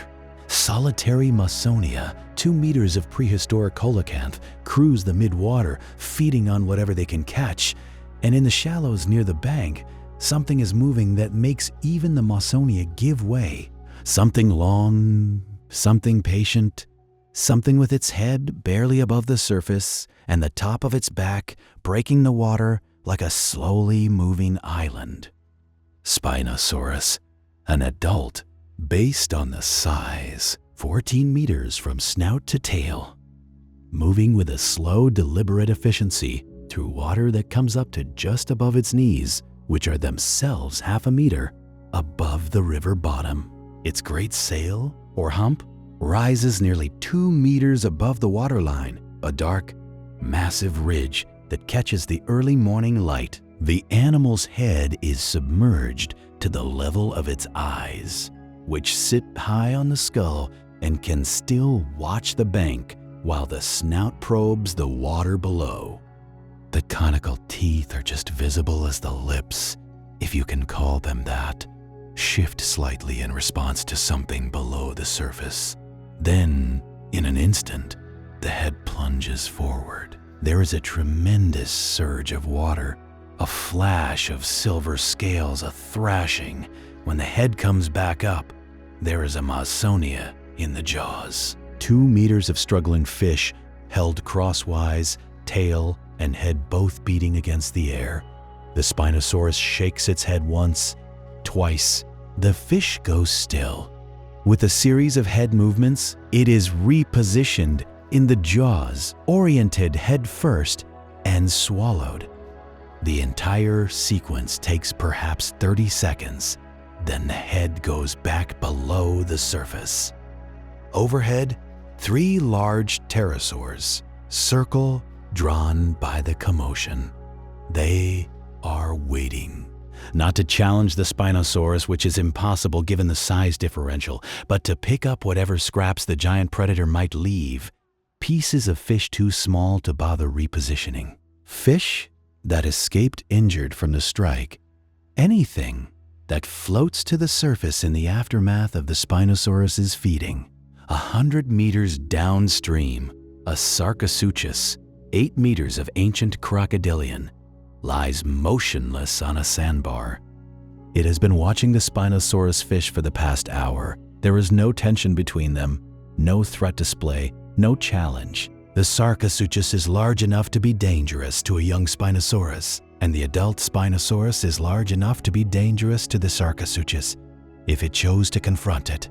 They have learned through their lifetimes of experience in this river that this stretch belongs to the Spinosaurus, and the Sarcosuchus will eventually drift downstream to its own territory when it gets hungry enough to move. On the bank above the waterline, in the shadow of a dense grove of cycads, something else is watching. A Carcharodontosaurus, perhaps 12 meters long, lean and hungry after the long dry season, has come to the river to drink. It has not eaten in several days. It knows the fish are there in the water, has tried before in shallow stretches to snap them up, but its body is wrong for this, too heavy and terrestrial to move in the water with any efficiency. It watches the Spinosaurus fish with something that, in a human observer, we might call frustration, but which in the Carcharodontosaurus is probably nothing more than the baseline awareness that there is food nearby that it cannot reach. The Carcharodontosaurus drinks, then turns away from the river and has a different strategy for the dry season. Somewhere on the floodplain a few kilometers from here, there is a herd of sauropods, enormous plant eaters, clustered around a remaining pool of water. The young and the weak ones are most accessible. The Carcharodontosaurus begins to walk in their direction, its heavy footsteps leaving deep impressions in the damp soil at the river's edge. Above the river, a world within a world. The pterosaurs, the insects, the early birds, if any are present in this ecosystem, which is debated. The canopy of the conifers moving in a warm wind that carries the smell of distant rain, suggesting that the dry season may be shorter this year than last. The river, ancient and indifferent, moving steadily toward the sea, and in the water, Spinosaurus continues to fish. This scene is, of course, a reconstruction built from inference. We do not know that a Carcharodontosaurus came to the river on any particular day. We do not know that pterosaurs scavenged the Spinosaurus's leftovers. We do not know that Sarcosuchus and Spinosaurus have learned to tolerate each other's presence rather than competing for space. These are inferences from what we know about modern predator communities, about the ecology of large predators sharing resources, about the behavior of modern crocodilians in relation to other apex predators. They are educated inferences, but inferences nonetheless. What is not inferences? The biology of the animals themselves. The skull of Spinosaurus is not inference. The tail vertebrae are not inference. The isotopic ratios in the teeth are not inference. The sedimentology of the chem, which tells us about the environment in which these animals lived, is not inference. The scene I have described is a construction of imagination, but it is a construction built on a foundation of real scientific evidence. And that is what good science communication requires. The ability to say clearly what we know, what we infer, and what we imagine, and to ensure that the audience understands the difference. The difference matters not because imagination is unvalued. It is essential for bringing science to life, but because conflating imagination with evidence is how misconceptions take root. The history of popular understanding of dinosaurs is littered with misconceptions that were once presented as facts and that took decades to correct. The idea that all dinosaurs were slow and cold-blooded, the idea that the largest sauropods could only move efficiently in water because they were too heavy to support their own weight on land, the idea that dinosaurs were essentially giant lizards. All of these ideas have been revised or overturned by better evidence, but the older, incorrect ideas persist in popular culture long after the science has moved on. Spinosaurus is an interesting case in this respect because the animal we have been describing, the semi-aquatic, fish-eating, short-legged giant with a paddle tail, is already a significant revision of the Spinosaurus that most people encountered in popular culture through the early 2000s. The Spinosaurus that appeared in the film Jurassic Park 3 in 2001, for instance, was a large, bipedal theropod with a sail on its back, essentially a bigger, more exotic version of a standard theropod. It was depicted as a purely terrestrial predator, faster and more aggressive than Tyrannosaurus rex, which it defeated in the film's opening scenes.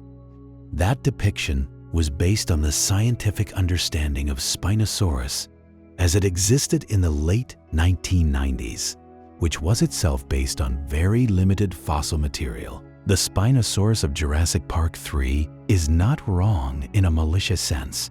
It represents the state of knowledge at the time it was made, but it is now significantly out of date, and the gap between the popular image and the scientific reality is wide enough to be worth addressing explicitly. The real Spinosaurus was not a faster, meaner version of Tyrannosaurus rex.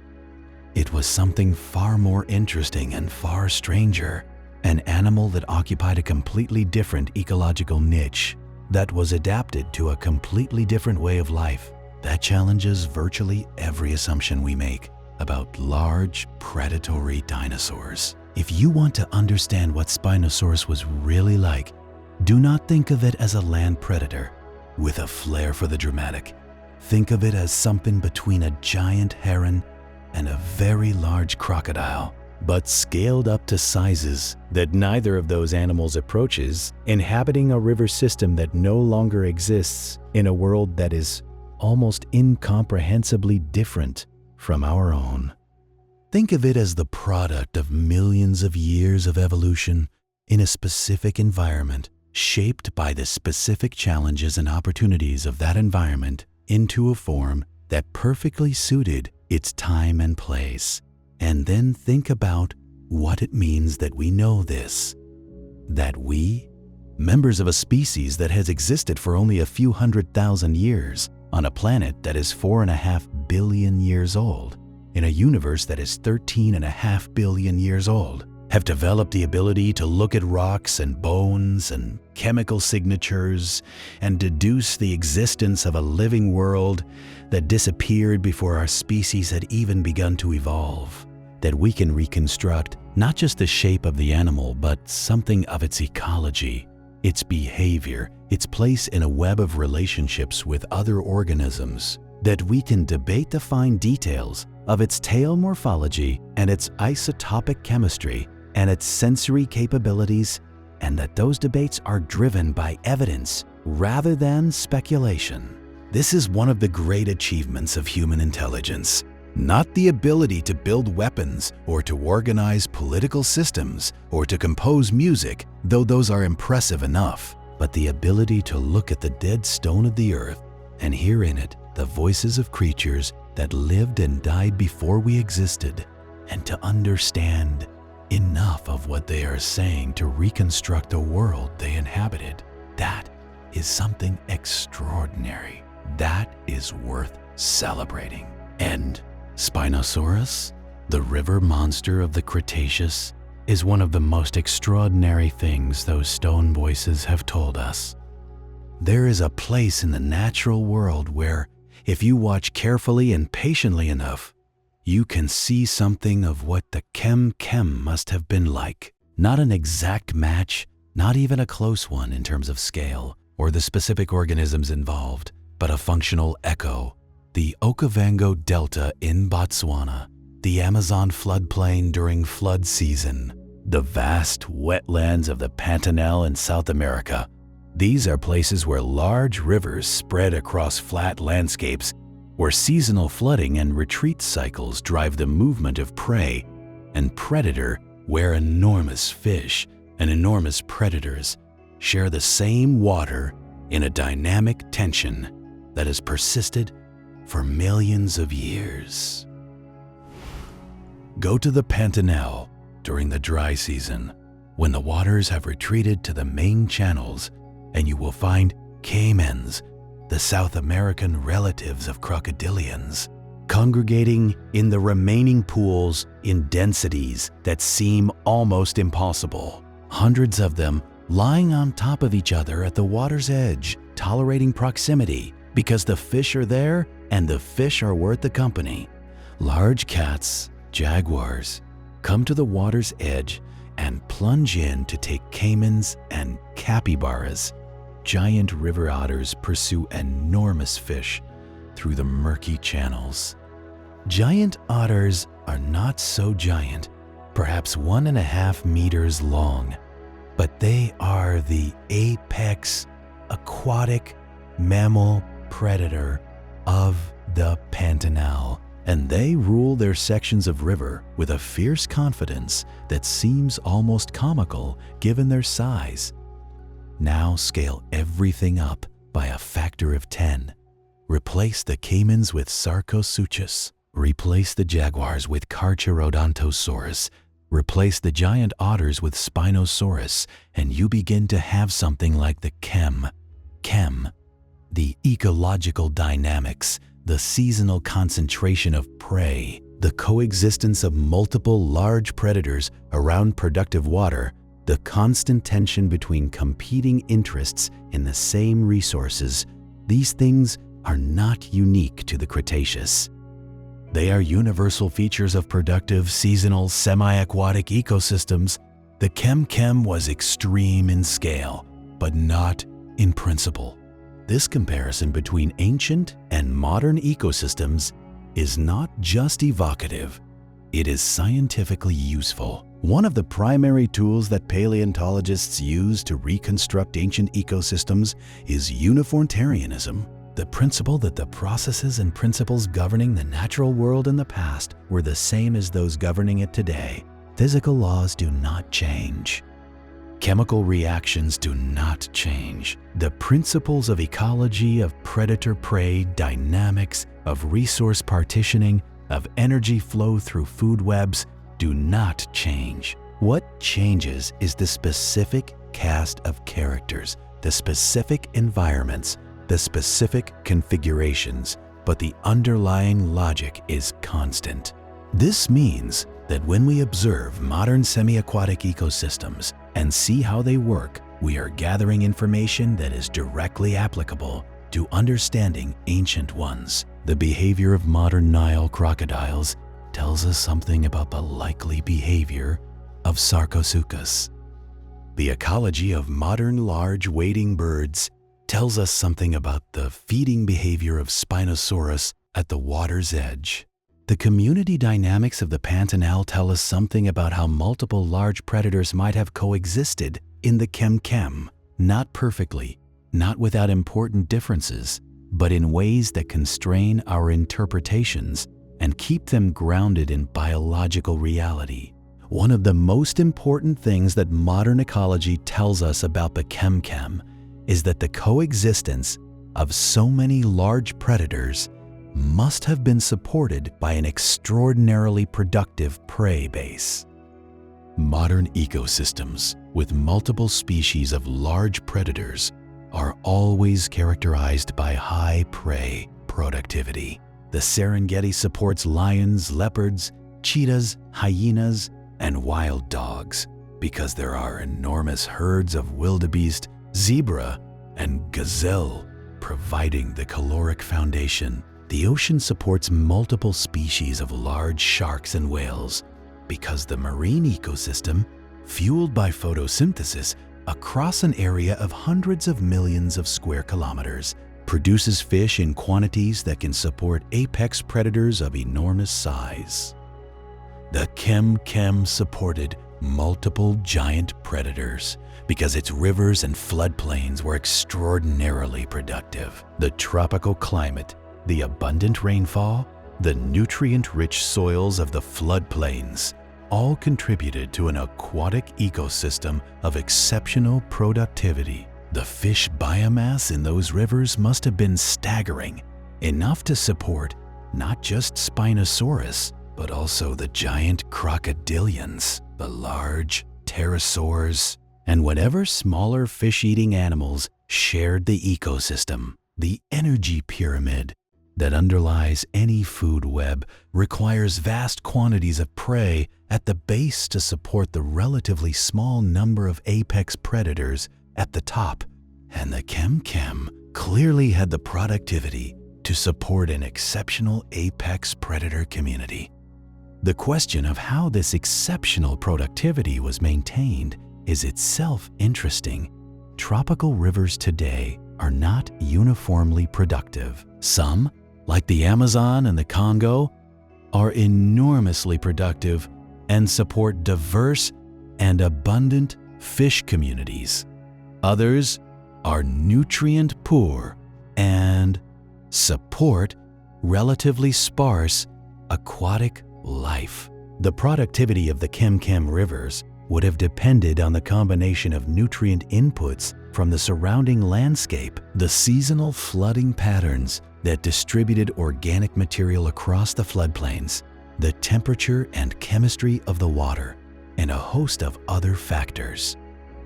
The Cretaceous greenhouse climate, with its higher temperatures and higher atmospheric carbon dioxide, would have driven higher rates of photosynthesis and organic matter production in the terrestrial and aquatic ecosystems. This means more organic material entering the rivers through leaf litter, through runoff, through the bodies of dead organisms, providing the nutrients that support the bacteria and algae that form the base of the aquatic food web.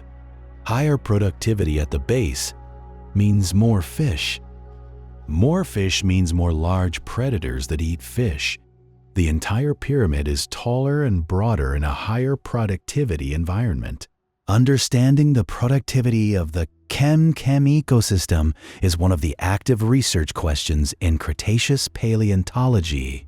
Geochemical analyses of the sediments from the chem beds can provide information about the ancient climate, the chemistry of the water, the presence of organic material. Carbon and oxygen isotopes in fossilized shells and bones provide temperature and chemical proxies.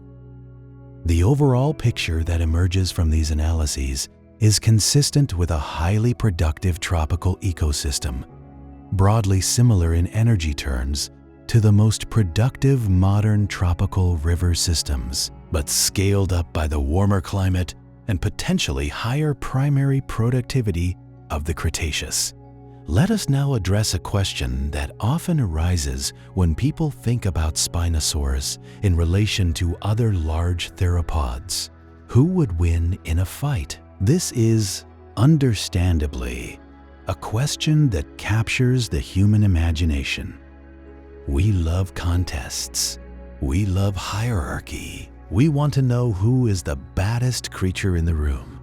But it is also a question that, when examined carefully, reveals more about our assumptions than about the biology of the animals in question. The premise of the question, that Spinosaurus and a large theropod like Carcharodontosaurus or Tyrannosaurus rex would have met in direct combat, and one would have prevailed, is problematic for several reasons. First, Tyrannosaurus rex lived in North America and Asia approximately 30 million years after Spinosaurus. They never shared an ecosystem. A Spinosaurus versus Tyrannosaurus contest would require time travel, not just geography. This does not stop filmmakers, of course, but it does mean the question is fundamentally hypothetical in a way that goes beyond the merely speculative. Second, the question assumes that large predators in the same ecosystem regularly engage in direct combat over territory or prey. In reality, most large predators in the wild avoid direct physical confrontation whenever possible because the risk of injury in a fight with another large animal is very high, and an injured predator may die of starvation if the injury prevents effective hunting. Natural selection strongly favors behavioral strategies that allow predators to assert dominance through display and threat rather than through actual combat. Only when the stakes are very high, when territory, mates, or food that cannot be otherwise obtained are at issue, do large predators typically risk serious injury in a fight. Third, the specific adaptations of Spinosaurus make it a poor candidate for terrestrial combat against a large terrestrial theropod. Spinosaurus on land was slow and probably somewhat awkward. Its short legs, its forward center of gravity, its relatively narrow fish-catching teeth rather than bone-crushing teeth. None of these are the adaptations of an effective terrestrial combatant. Carcharodontosaurus, with its long, serrated teeth and powerful terrestrially adapted body, would almost certainly be more capable in a land-based confrontation. In the water, the situation would be reversed. Spinosaurus, with its swimming ability and sensory capabilities, would be at a significant advantage over a terrestrial theropod that was out of its element. But the more interesting point is that these animals, sharing the same ecosystem, would have partitioned resources through ecological specialization rather than through direct combat. Spinosaurus ate fish primarily. Carcharodontosaurus was more oriented toward large terrestrial prey, including sauropods. They occupied different ecological niches and had different primary prey bases. The competition between them was probably indirect, mediated by the overall productivity of the ecosystem rather than direct and physical. Asking which one would win a fight is a bit like asking whether a lion would beat a great white shark. The question only arises in an artificial context, not in the reality of how these animals lived. That said, there were certainly moments of interaction between these predators. A Carcharodontosaurus coming to the river to drink might encounter a Spinosaurus in the shallows. A Spinosaurus venturing too far onto dry land might come face to face with a Carcharodontosaurus. In these encounters, size would have mattered. Spinosaurus, at its maximum size, was considerably larger than even the biggest known Carcharodontosaurus. Size is the universal currency of dominance in the animal kingdom.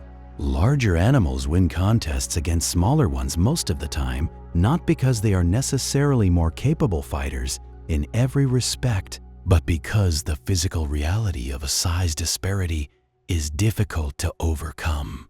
A 14 or 15 meter Spinosaurus would probably have asserted dominance over a 12-meter Carcharodontosaurus on the basis of size alone, even without any physical confrontation. The more ecologically interesting interactions were probably those between Spinosaurus and Sarcosuchus, the giant crocodilian. Here we have two large predators with genuinely overlapping ecological niches. Both were semi-aquatic, both were fish-eating specialists, both would have been competing for access to the same productive stretches of river. How they managed this competition is unknown, but modern large crocodilians provide some hints. Large Nile crocodiles establish and maintain territories along productive river stretches, driving off smaller individuals and rival species through threat displays and, occasionally, physical confrontation.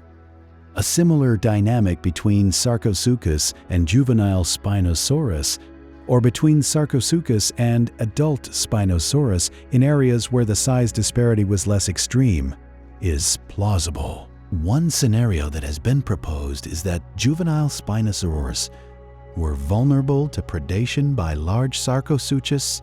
This is analogous to the predation of young crocodilians by large monitor lizards in modern ecosystems, or the predation of young tigers by adult elephants or rhinos. The apex predator at one life stage can be prey at another. A young Spinosaurus, say 3 to 4 meters long, would have been a manageable target for an 8 to 10 meter Sarcosuchus, and the predation of juveniles by crocodilians would have been a significant source of mortality for young Spinosaurus. Only as they grew larger, past perhaps 5 or 6 meters, would juvenile Spinosaurus have become too large for Sarcosuchus to tackle safely. This kind of ontogenetic predator-prey switching, where the roles of predator and prey shift as an animal grows, is common in modern ecosystems. Komodo dragons prey on young Komodo dragons. Large adult catfish in some rivers prey on young waterfowl. The ecological roles of animals are not fixed. They change with age, size, and circumstance. The Kem was almost certainly characterized by similar complexities, with the identities of predator and prey shifting depending on the size and condition of the individuals involved. Now let us consider the question of what happened after Spinosaurus. The animal did not appear and then immediately disappear. Spinosaurus and the Spinosaurid family more broadly persisted for a considerable time in the Cretaceous, though the exact duration and pattern of their evolutionary history is not completely resolved. The family as a whole had roots extending back into the Jurassic period, with early, relatively small Spinosaurids appearing in Europe and Asia well before the giant forms of the Cretaceous. The radiation of Spinosaurids into the large, ecologically specialized forms we have been discussing appears to have occurred primarily in the Cretaceous, coinciding with the expansion of the river-dominated tropical ecosystems of Gondwana. The end of Spinosaurids as a group came before the end Cretaceous mass extinction event. By the latest Cretaceous, roughly 66 million years ago, Spinosaurids had already disappeared from the fossil record. Whether this reflects a genuine extinction of the group several million years before the asteroid impact, or whether it reflects gaps in our sampling of the fossil record during that period, is debated. The Cretaceous fossil record of Africa and South America is notably patchy compared to that of North America and Asia, where the end Cretaceous fauna is much better documented.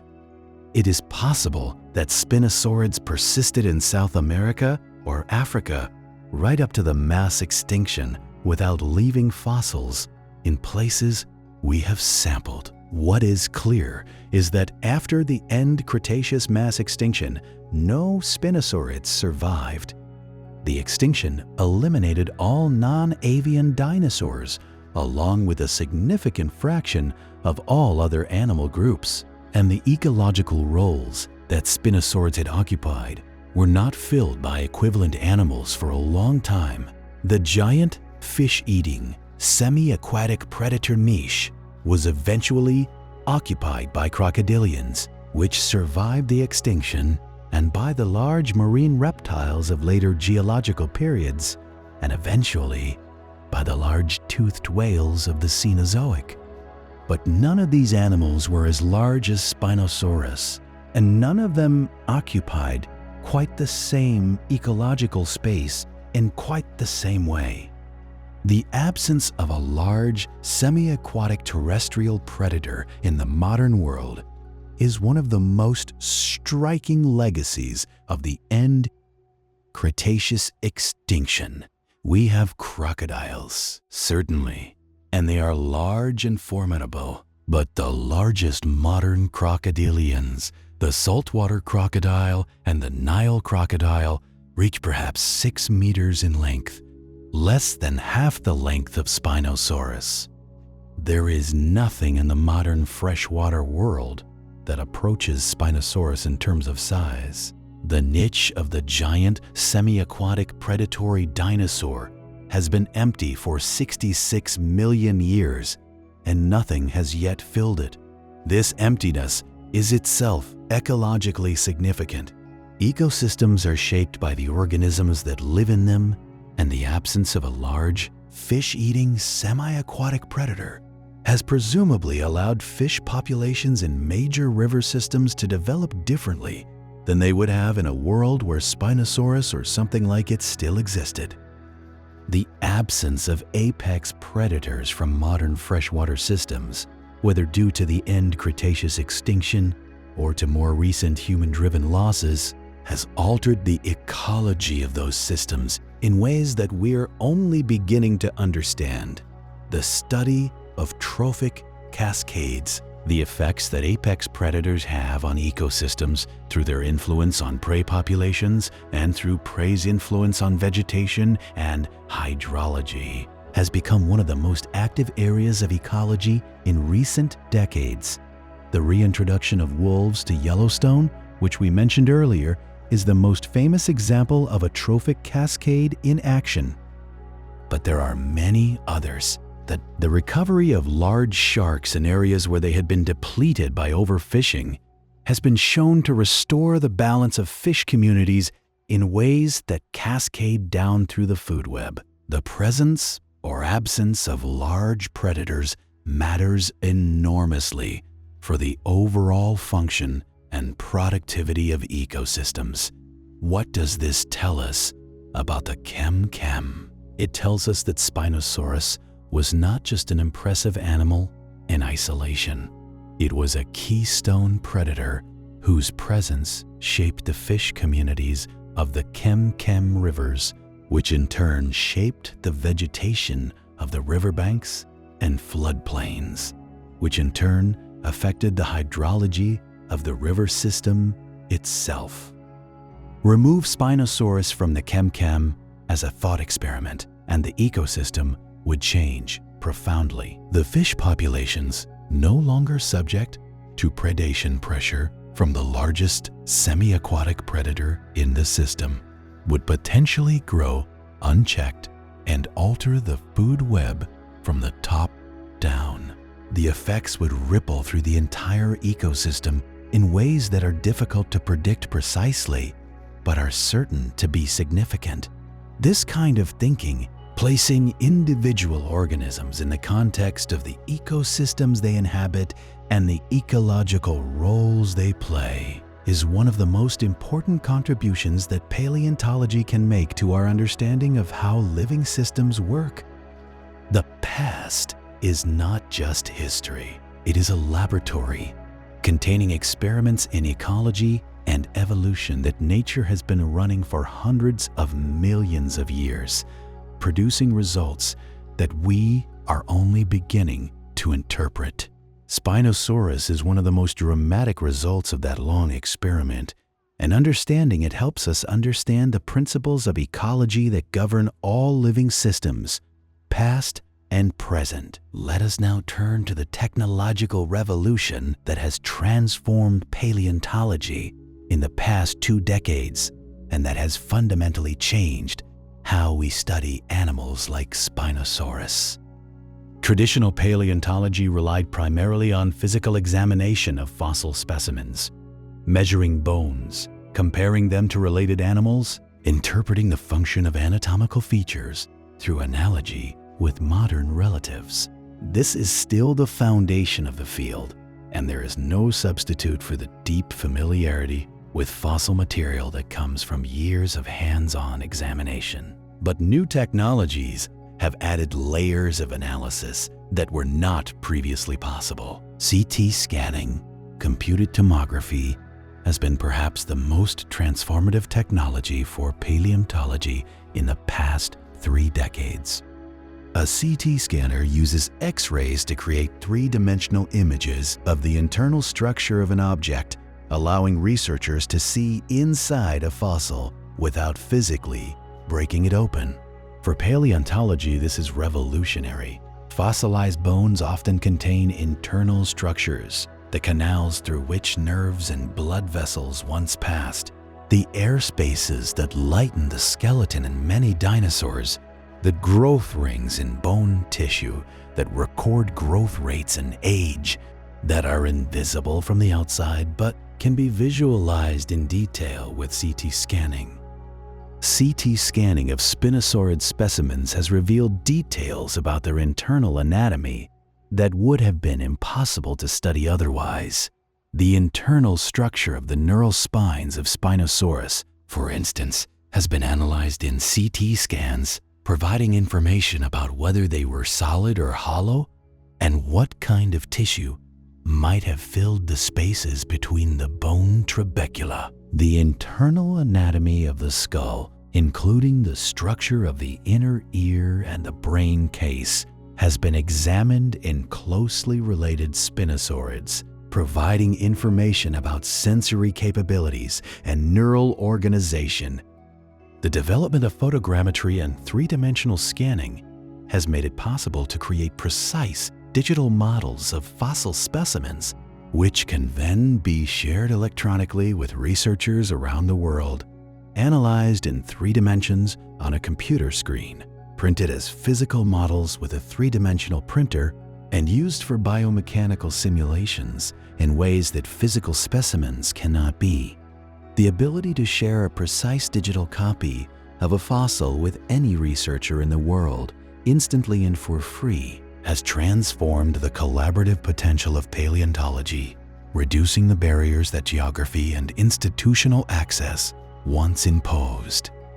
Isotope geochemistry, as we have already discussed in the context of the semi-aquatic hypothesis for Spinosaurus, has opened up entirely new lines of evidence about ancient animal ecology, physiology, and behavior beyond oxygen isotopes, which inform us about water use and thermal regulation.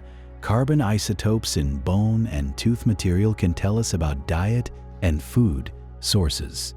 Strontium isotopes can reveal whether an animal moved between different geological environments during its lifetime. Nitrogen isotopes in preserved organic matter, when available, can provide information about trophic position in the food web. Each isotopic system provides a different window into the biology of the fossil organism, and the combination of multiple isotopic datasets provides a richer and more constrained picture than any single analysis. Finite element analysis, a computational technique borrowed from engineering, allows researchers to model the mechanical properties of fossil bone and to predict how it would have responded to the forces generated during feeding, locomotion, and other behaviors. FEA has been used to analyze the skulls of large theropods, including Spinosaurids, providing quantitative estimates of bite force and of the stress concentrations that would have developed in the skull during different feeding behaviors. The results of these analyses have been important for understanding why the skulls of different theropod groups have the shapes they do, and for testing hypotheses about feeding specialization. For Spinosaurus, FEA analysis of the skull has confirmed that the long, narrow snout was not well suited to delivering or withstanding the lateral forces associated with struggling large prey. A Spinosaurus skull trying to subdue a large terrestrial animal, something the size of a young sauropod for instance, would have experienced stress concentrations in the bones of the snout that would have risked fracture. The skull was designed for fish, for prey that is grabbed and held rather than torn apart, for a bite that is precise rather than powerful. This is entirely consistent with the fish-eating ecology inferred from the skull morphology and isotopic evidence, and it provides an additional line of quantitative support for that interpretation. Agent-based modeling and ecosystem simulation represent a frontier in paleontological analysis. Researchers are beginning to build computational models of ancient ecosystems, incorporating what we know about the organisms, their sizes, their metabolic requirements, their prey preferences, and the physical environment, and then running simulations to see whether the modeled ecosystem is internally consistent, whether the predators can find enough prey, whether the prey populations can sustain the level of predation, whether the energy flows are consistent with what we know about the productivity of similar modern ecosystems. These models are still in their early stages, and they require many assumptions that can be challenged, but they represent a powerful new approach to testing the plausibility of our reconstructions of ancient ecosystems. The application of artificial intelligence and machine learning to paleontological datasets is another emerging area with significant potential. Large datasets of morphological measurements, isotopic values, and stratigraphic information can be analyzed by machine learning algorithms to identify patterns and correlations that would be difficult or impossible to detect by human examination alone. AI-assisted analysis of CT scan datasets can identify features in fossil bone that human researchers might miss. Machine learning applied to fossil databases can help identify evolutionary trends and patterns across large taxonomic groups and long time intervals. These technological tools do not replace traditional paleontological scholarship. They augment it.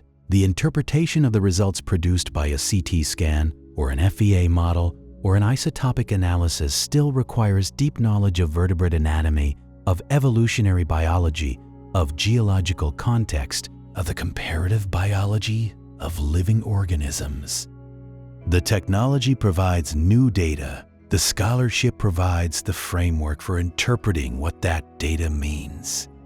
The best paleontologists of the 21st century are those who combine mastery of the traditional anatomical and geological disciplines with fluency in the modern computational and geochemical tools.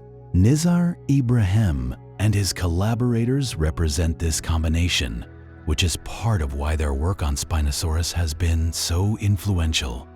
The 2014 paper drew on traditional anatomical description, comparative anatomy of related animals, three-dimensional modeling of the reconstructed skeleton, biomechanical analysis of locomotion, and isotopic analysis of bone chemistry. The 2020 paper added detailed morphological analysis of the tail vertebrae, computational modeling of tail motion and hydrodynamic performance, and comparison with the tail morphology of modern semi-aquatic animals.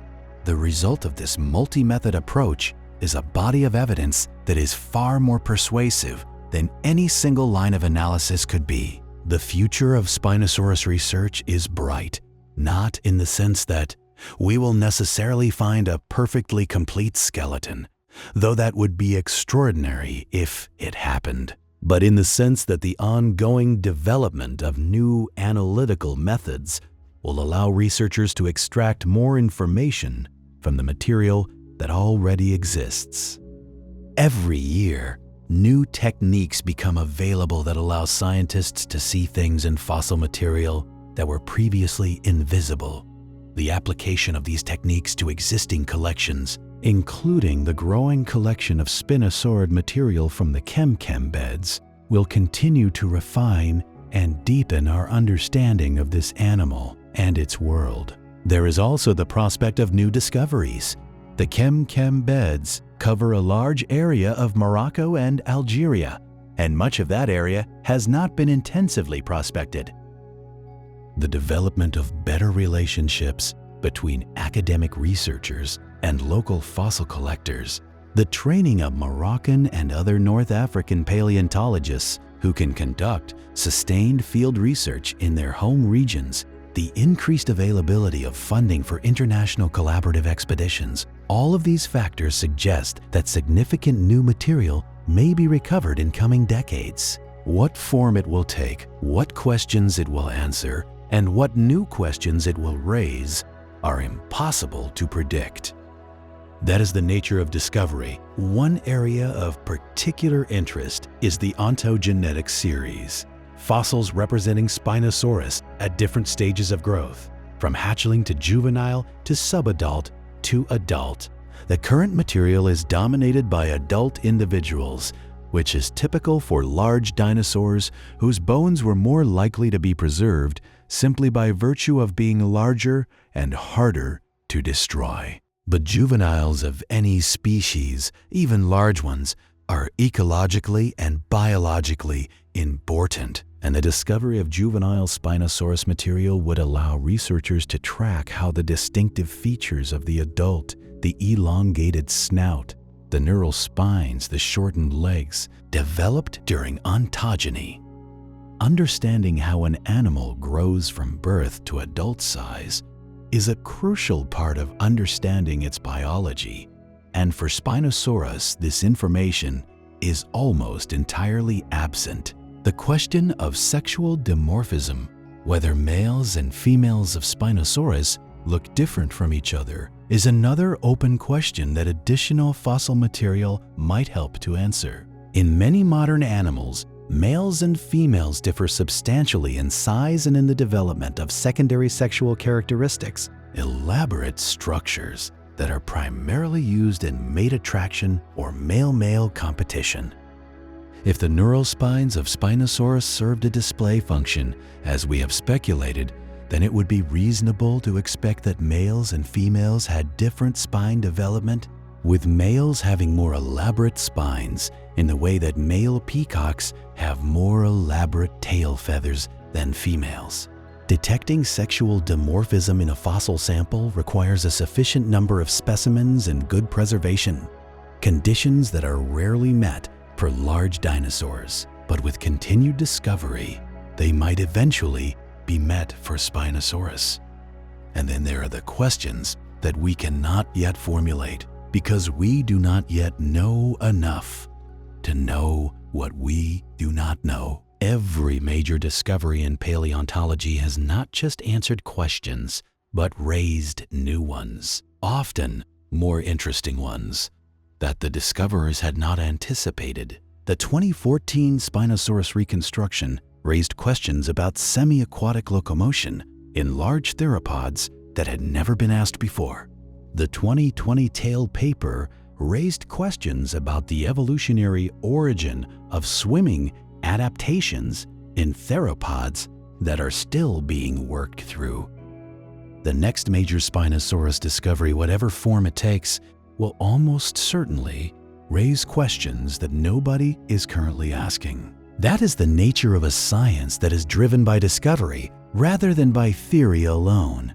In the meantime, the scientific community continues to work through the questions that are already on the table. The biomechanics of Spinosaurus locomotion in water and on land, the nature and function of the dorsal structure, the sensory capabilities of the animal, the ecology of the chem-chem ecosystem, and the interactions between its constituent species.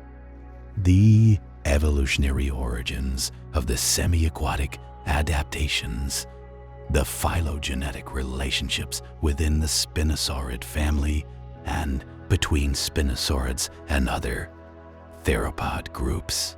Each of these is an active research program, generating papers, debates, and occasional dramatic revisions of previous understanding.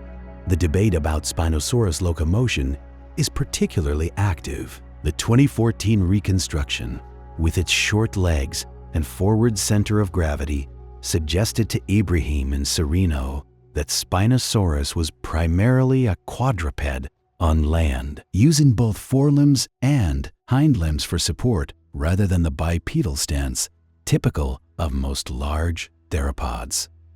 This interpretation was controversial, with some researchers arguing that the hind limb elements used to support the reconstruction were misidentified or that the extrapolation from the specimen to the full body plan was overextended. Subsequent work has generally supported the conclusion that Spinosaurus had unusually short hind limbs for a large theropod. But the question of whether this made it effectively quadrupedal on land or whether it walked bipedally in an unusual hunched posture is still debated.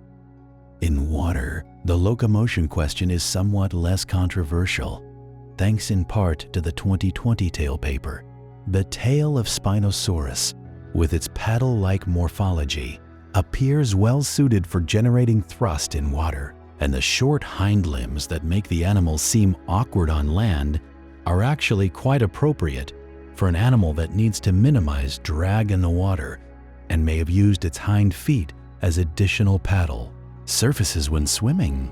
Modern semi-aquatic animals show a range of adaptations for aquatic locomotion, from the tail-driven swimming of crocodilians to the leg-driven paddling of turtles to the whole-body undulation of some amphibians. And it is possible that Spinosaurus used a combination of approaches depending on the depth of water and the speed required.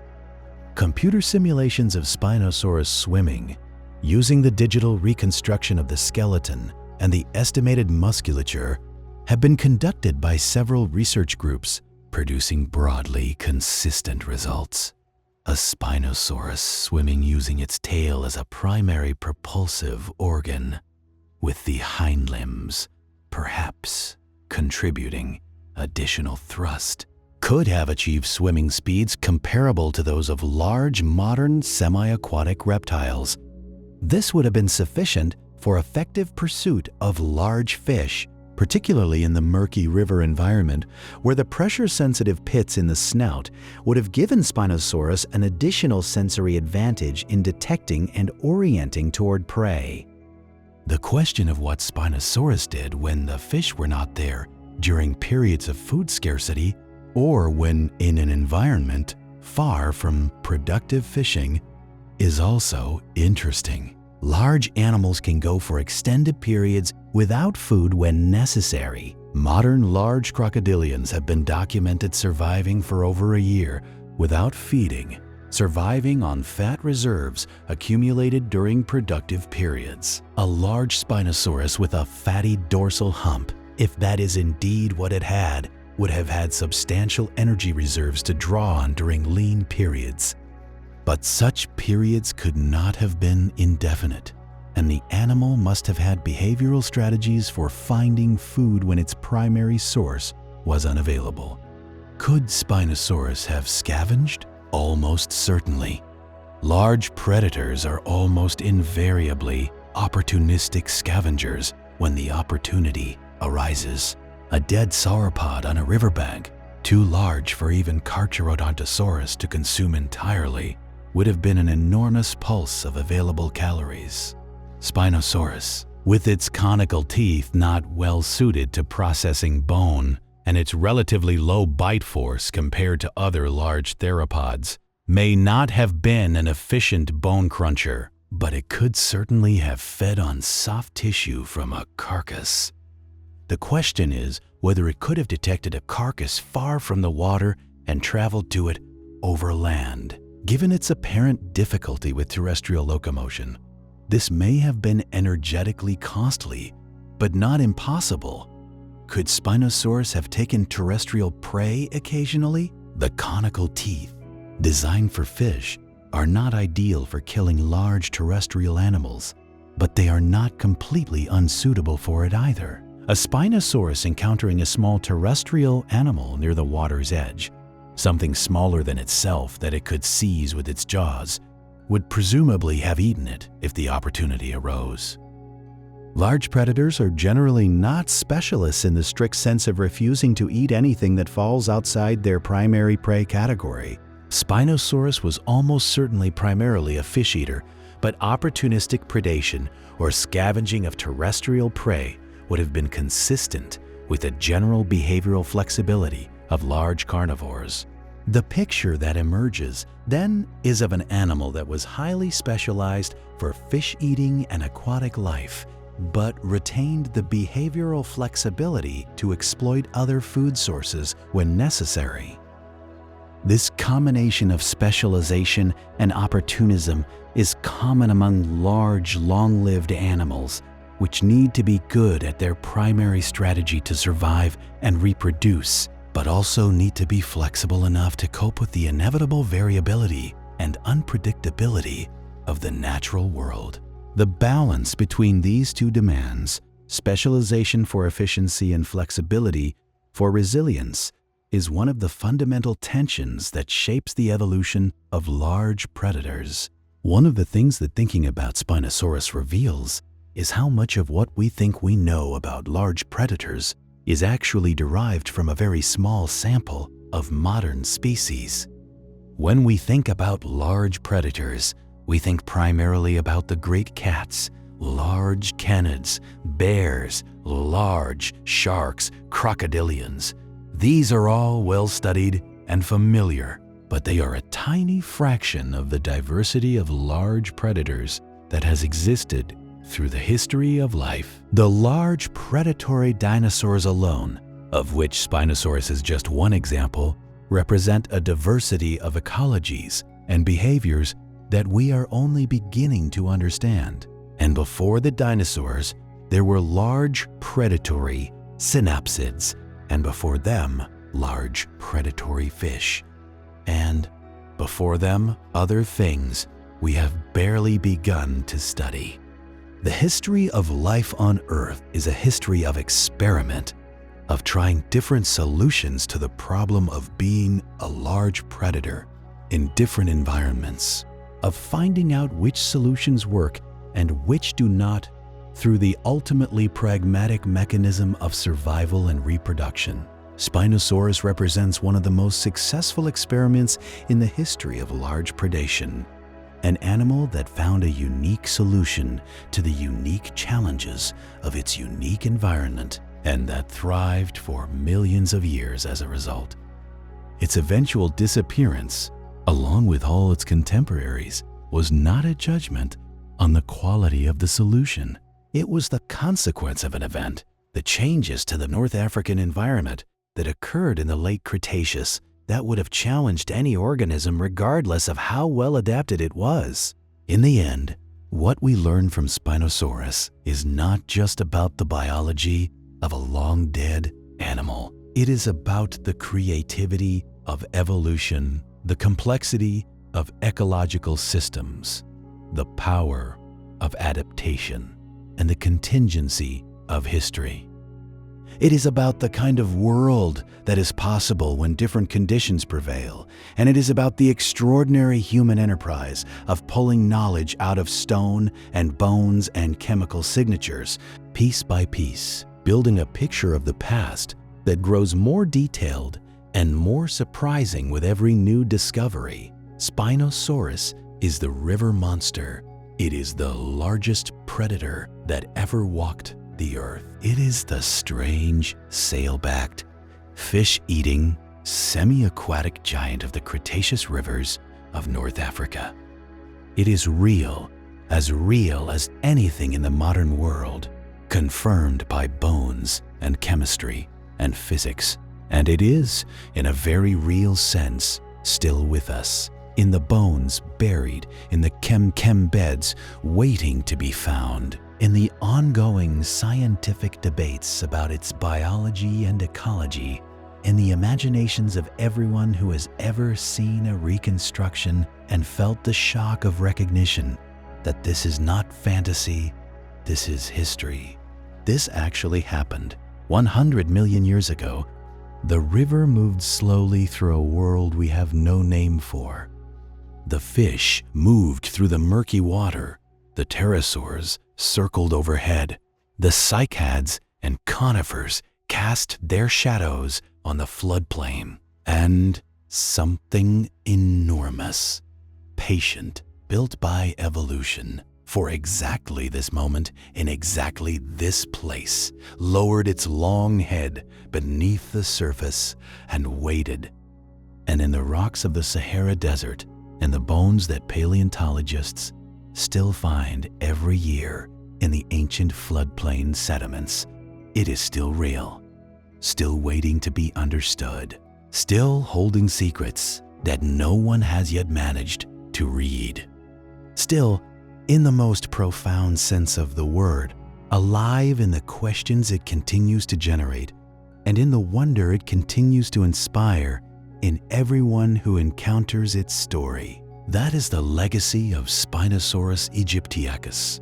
Not just a name in a textbook, not just a skeleton behind glass, but a window into a world of impossible scale and complexity. A world that existed in full detail and full color for millions of years before we arrived. A world that challenges us to expand our sense of what is possible and to deepen our respect for the process. Blind and patient and endlessly creative, that produced both that world and this one. The river still runs, the bones still speak, and we, with our instruments and our curiosity and our hard-won scientific methods, are still learning to listen. We have covered the biology of Spinosaurus in considerable depth. We have walked through the chem ecosystem, met the cast of creatures that shared the ancient rivers with the giant predator, and explored the science that has revealed all of this to us. Now let us take a wider view. What does Spinosaurus tell us about the history of life on Earth, about deep time, and about our place in the story of this planet? The Earth is approximately 4.5 billion years old. Life has existed on it for at least 3.5 billion years, possibly longer. The first life was microbial, single-celled organisms without nuclei, living in the ancient oceans and slowly transforming the chemistry of the atmosphere. The first complex cells, The eukaryotes with their nuclei and organelles appeared perhaps 2 billion years ago. The first multicellular animals appeared perhaps 600 million years ago. The first vertebrates appeared approximately 500 million years ago. The first tetrapods, the four-limbed vertebrates that colonized the land, appeared approximately 375 million years ago. Dinosaurs appeared approximately 230 million years ago during the Triassic period, and they dominated the terrestrial ecosystems of the Earth for 165 million years before the end Cretaceous mass extinction 66 million years ago. 165 million years is a span of time that is almost impossible to comprehend. For comparison, our own species, Homo sapiens, has existed for perhaps 300,000 years. The entire history of human civilization, from the first cities to the present day, spans roughly 10,000 years. Dinosaurs existed for 16,500 times as long as the entire span of human civilization. Spinosaurus lived approximately 100 million years ago, which means it existed roughly 65 million years after the first dinosaurs appeared and roughly 35 million years before the end Cretaceous extinction. It was not an early dinosaur, a primitive ancestor of things to come. It was a product of 130 million years of dinosaur evolution, a highly derived, specialized, sophisticated animal that represented the apex of its particular evolutionary lineage. It was, in the terms of the chronology we have just sketched, a very recent dinosaur living in the latter third of the entire dinosaurian era. The depth of geological time is one of the most important and most psychologically difficult concepts in science. We can state the numbers: 100 million years, 230 million years, 4.5 billion years. But those numbers do not land with emotional weight the way the number 10,000 or million might. They are too large for our intuitions, shaped as they are by the span of human lives and human generations, to grasp directly. We need analogies. Here is one. If the entire history of the Earth were compressed into a single year, beginning on January 1st and ending on December 31st, then life would appear in the oceans by early February. Complex animals would not appear until mid-November. The dinosaurs would arise on December 13th and go extinct on December 26th. Modern humans would appear in the last 2 hours of December 31st. All of recorded human history, from the pyramids of Egypt to the present day, would fit into the last 30 seconds of the year. And Spinosaurus would have lived on approximately December 19th, a week before the end of the dinosaurs and a week and a half before the year's end. In that compressed year, Spinosaurus lived for perhaps 1 million or 2 million years, which sounds like a very short time, but in calendar terms would represent roughly 2 or 3 days. 2 or 3 days in which a 15-meter semi-aquatic predatory dinosaur fished in the rivers of North Africa, hunted, bred, grew, died, and left its bones in the sediment to be found, eventually, by a species that had not yet appeared and would not appear for another 35 compressed days. The temporal vastness of Earth's history is not just a cool fact. It is an essential context for understanding what we mean by evolution and by ecological change.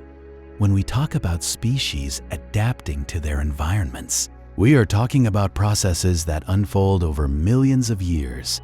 Gradual changes in the frequency of heritable traits in a population, driven by the differential reproduction of individuals with slightly different characteristics.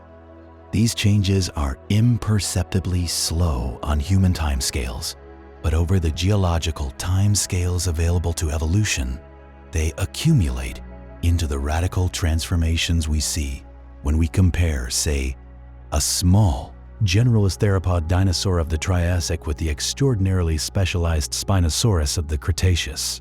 100 million years of evolution produced Spinosaurus from ancestral theropods. What did those ancestral theropods look like? The early theropods of the Triassic were quite different from Spinosaurus. Small to medium-sized, bipedal, probably generalist predators eating insects and small vertebrates, with none of the dramatic specializations for aquatic life that defined Spinosaurus. The path from those early theropods to Spinosaurus involved hundreds of millions of small steps, each one a change in the DNA of an individual organism that was inherited by its offspring and either spread through the population because it conferred a reproductive advantage or disappeared because it did not. No individual animal experienced this change. No individual felt itself becoming more fish-adapted or more semi-aquatic. Evolution does not work through intention or direction. It works through the blind, patient accumulation of heritable variation that happens to be favored by the conditions of the environment. The spinosaurids that were slightly better at catching fish left slightly more offspring than those that were less good at it, and those offspring inherited their parents' fish-catching advantages, and the advantages accumulated over generations until a lineage that had started as a generalist theropod had been transformed into the extraordinary specialized fish catcher we call Spinosaurus. This process is as certain as anything in science. The evidence for evolution by natural selection is as solid as the evidence for plate tectonics or for the structure of the atom.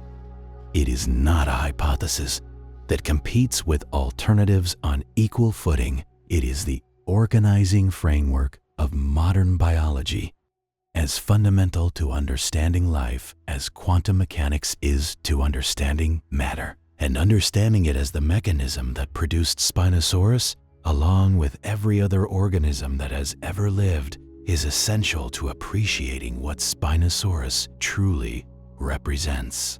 Spinosaurus is not just an impressive animal, it is proof of principle. Proof that evolution, given enough time and the right selective pressures, can transform a small, generalist predator into a 15-meter, semi-aquatic, fish-eating giant with crocodile-like sensory organs in its snout, a dorsal structure unlike anything in the modern world, and adaptations for swimming that no other large theropod possessed. It is proof that the space of possible living forms is vastly larger than the sample we see in the modern world. It is proof that what we think of as the limits of biology are not limits at all, but merely the boundaries of our current experience. Think about the implications of that. Every species we know, every animal and plant and fungus and bacterium that we have ever studied represents one particular path through the enormous space of possible living forms. Evolution explores that space through the mechanism of heritable variation and natural selection, and the paths it has taken are constrained by history, by what forms are accessible from the starting point of previously evolved structures.